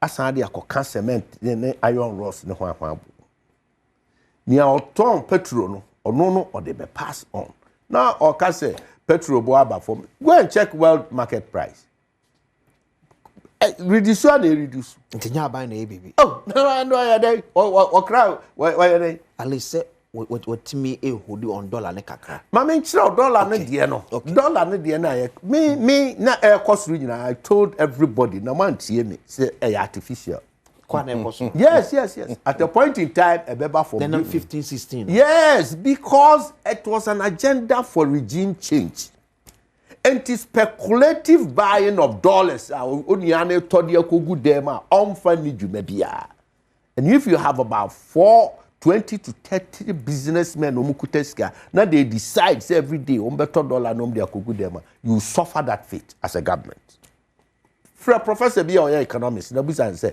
a dear pa na ma exchange rate e kosoro kese pa or maybe economy there speculative buying oh dollar no be kosoro then o amfa nya hwe kwa mukra ye na atititi hey mrantie ni mabawe o bebre $100 ni $20 ni da fie okoton keke ato onfa nya hwe enti when saafo ni decide say afi na edu ba bibi na dipen bebre businessmen no ne ade so okofa dollar no no akosisa sakura no tia no workers ka and it's a big loss to them. Yeah. Because you holding it on time, it's a sound. And it's hybrid. You are forced to release them. Because we need to. Yes. And so oil price are they are still continuing the oil gold for oil policy. And it is working. Price never from. Yes, of course. Gold for oil. Go for yes. Oh, yeah, Tama, yeah, mobile crash we na banana transaction now go through a weird data. Again. We are talking about social issues, health, education. Oh yeah, dear, health. President or Mahamake. Yeah.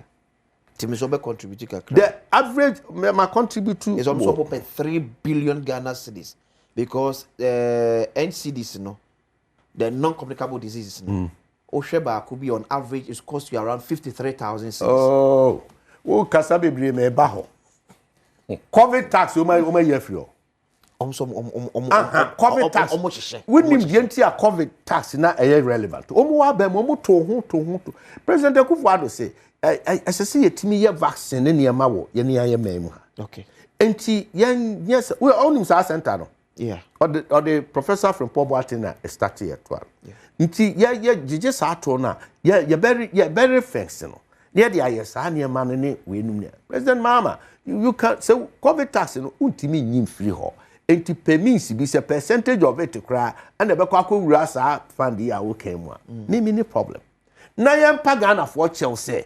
Ye dia no see so say COVID the twem, COVID the ma benen, COVID the twem that day and ye just meaning say ncho mbe change it no. But the tax will remain.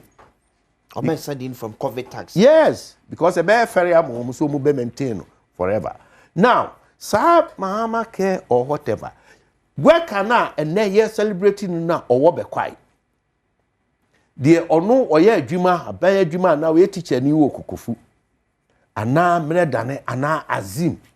Ho or no, I'm trying to be up Yariaba, bank hospital how. Ana university hospital. Simple, you refer no cry about cry, just say no cry, but immediate primary care delivery. Everyone the district in the baby or the region. And you think the best thing now, President Mahama Nina by between do and yes, say the ambitious project of agenda 111 now, you Akufo-Addo Sasian, mia baby, all the four corners of Ghana. Your mama dena na kwa biaso, ye.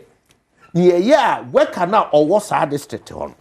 Now, Promotional will be taken care of at the baby or one a Badwam. The work can share anymore. Okay. So, Obinya from now education. Man, I know almost some call a review near that. Yante home review. Omunye. Omuda home. Omunye. So, I think committee and adjournment to say a boy. Okay. The average Ghanaian worker is also interested in an environmental governance and in natural resources governance. And until organized labor. October last year, President Akufo-Addo abang ultimatum say by 10th of October, na galam say any sa the maniama say in su nyina no ye twa so na ye stop no o man mu a o man no bebo o mbegya adwuma. Ampeni ampa ndisi for bonto so mba ya bibia kanana bosome nan ye da ho te ho report kire say afekura de agency. The ordinary Ghanaian worker ene first May or hwe animu say aban de na wo ye e de afasa environmental situations ene natural resource adia ofom oba adia body de dom o man Ghana. They are interested to know say your gold ye to your diamond your quarry any niema ye nyina no dia na ban wo de ye ho akontabuo wey accountability semre bi atwam ene ye nya adaje a this time round they will be interested to know. They want to know governance issues. Governance.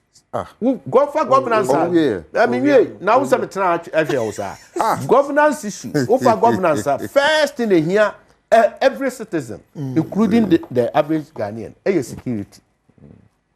The home, the bamboo, and now you will security issues be internal security issues, external security issues. Risk be with us. China na soja bia kobo yabo obituo na anu nyina hini abema yabo ntu akunu oboase memo abe say 11 yabo mutu akunu. What is happening? Ye kuma polisifo ani asojafo wo bako.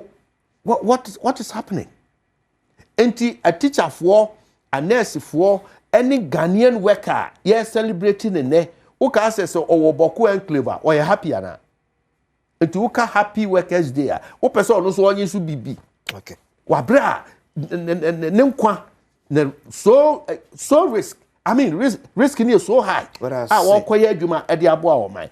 And all is not well. With a Ghanaian worker. With the Ghanaian worker. Okay, so Alaj, the salary structure in Ghana. How can we better it? Because the disparity no here too much. And then now we can wait me a child there 20 years. As a going to be told. But looks as if it's becoming a more secure for you to join the political fray. Would you want to 3 years wait me at now cantonment? It's not as easy as you are putting it. However, even before I answer that question, may reacted to some 3 points. Yeah, what can you know? I'm born to family, back where the issue of gaming and no the betting taxes, any taxes. You know, it is not entirely through. Say one more year, sa gaming, you know, entry taxes. We are all gaming commission. Na any sika, ya de tax betting on any baby. You tell woman na one more taxes. I think that minimum say. If I'm taking you correct, no come more winning. Correct. Winning betting. Then America say. Okay. It is as a result of a process being only winning betting. Yeah. So our process has been tasked. Yeah, taxes are process no ma obi anim say woman nyina omutu ya tax. And the yes aban ye hwe han say mo de mo baye mo betting na mo ko bia ya tax. They na aban ye free way. What say? They na aban ye free honum. I know ye double taxation no a aban dada no a wono de na adwe ne say Ghana fu sika nyina onje na yemfa ma no. No na busu afo.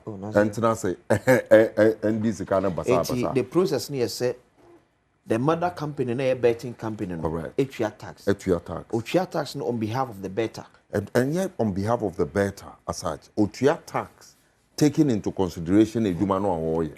Okay. And every tax no when we say you transfer the consumer and the final user. Yeah. Into ono so nhyehyeye mu any sane why ye ni betting in winning scheme no. By almost what is our tax no every war obeji obewi no. Me just sanity o.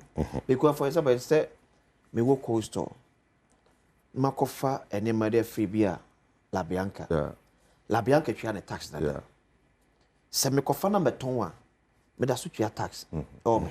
Correct. Benyini say can be classified as double taxing. Correct. Because the man am koto emeje La Bianca receipt ni atwe also say tax e wo mu ayate free so. But aban pen for ba me mention ba give me tax or give me tax because of operation. Correct. I didn't meton.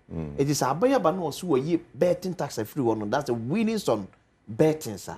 And your mom winning bet no. And ya gi omo free tax also. But the mother company or your betting company there. Yes, once you're operating in Ghana there, you need to pay tax. Correct. So I don't taxes no okonya taxing. Okonya sa mother company and as because of gaming company, you know. Okonya ejuma no free. Oni ejuma na oye na say omo ye bet. Gold. Into say ejuma no oye ye. That transaction, your taxes are transaction at the end of the day by aban. So does it mean say teacher ni ya the tax or na ketwa so. Or co shopping mall ekotua dia. Onkas ya the tax that into yin tax in teacher ni no a tax ni o mo ahoro bebre. Teacher ni na ketwa no income. You will be being to have any income tax. Okay. And he said, Okoto ade or shopping mall and yet income. And the shop no at Adiana Okoto no and I be a better VAT 15% and 13%. I say, but the income no in say any brand mono. Also with your tax. And no tax na with you. Okay. And yenya Okoto no. So I mean clearly the end of the day, you know, gaming commission, any gaming is industry, you know, your tax you I'm almost your tax, you know.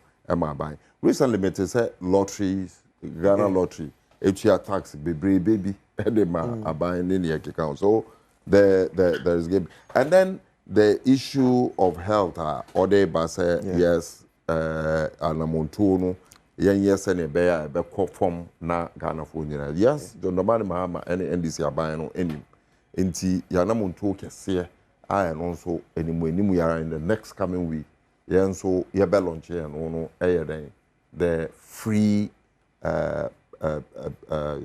basic healthcare program John Dramani Mahama Edieba. Nasa eno and yes a futuo ana senior ye for chronic diseases.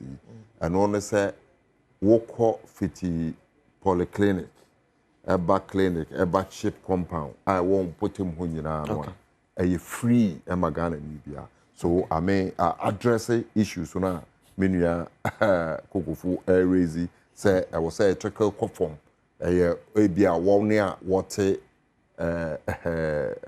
nzaura womu say womu entimi bank hospital na University of Ghana Medical Center womu chip compound na womu polyclinic na womu kwa a free emma womu. So I think it has also addressed the issue now. It's way about Papa or doing Ghana for bibia only say Ghana for Kanko.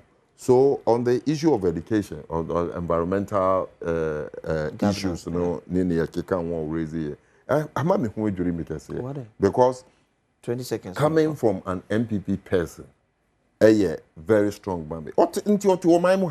And the say MPP for say one they will not go and fight Galamsey and lose election. Obia Kaya, including the Baumia himself or yet on the flag bearer. And what he had what he says, and they were concerned about environment. Former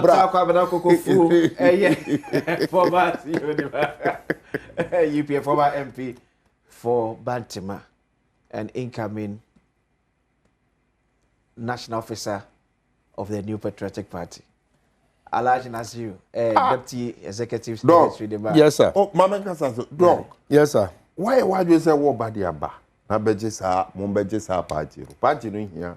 Wo mo enu mo nyam. Me did your question. Oh, me ba me kasa so look. That was. Wo enu mo nyam to say. Na mo ko gina enim. Na NDC MPP party no. Enya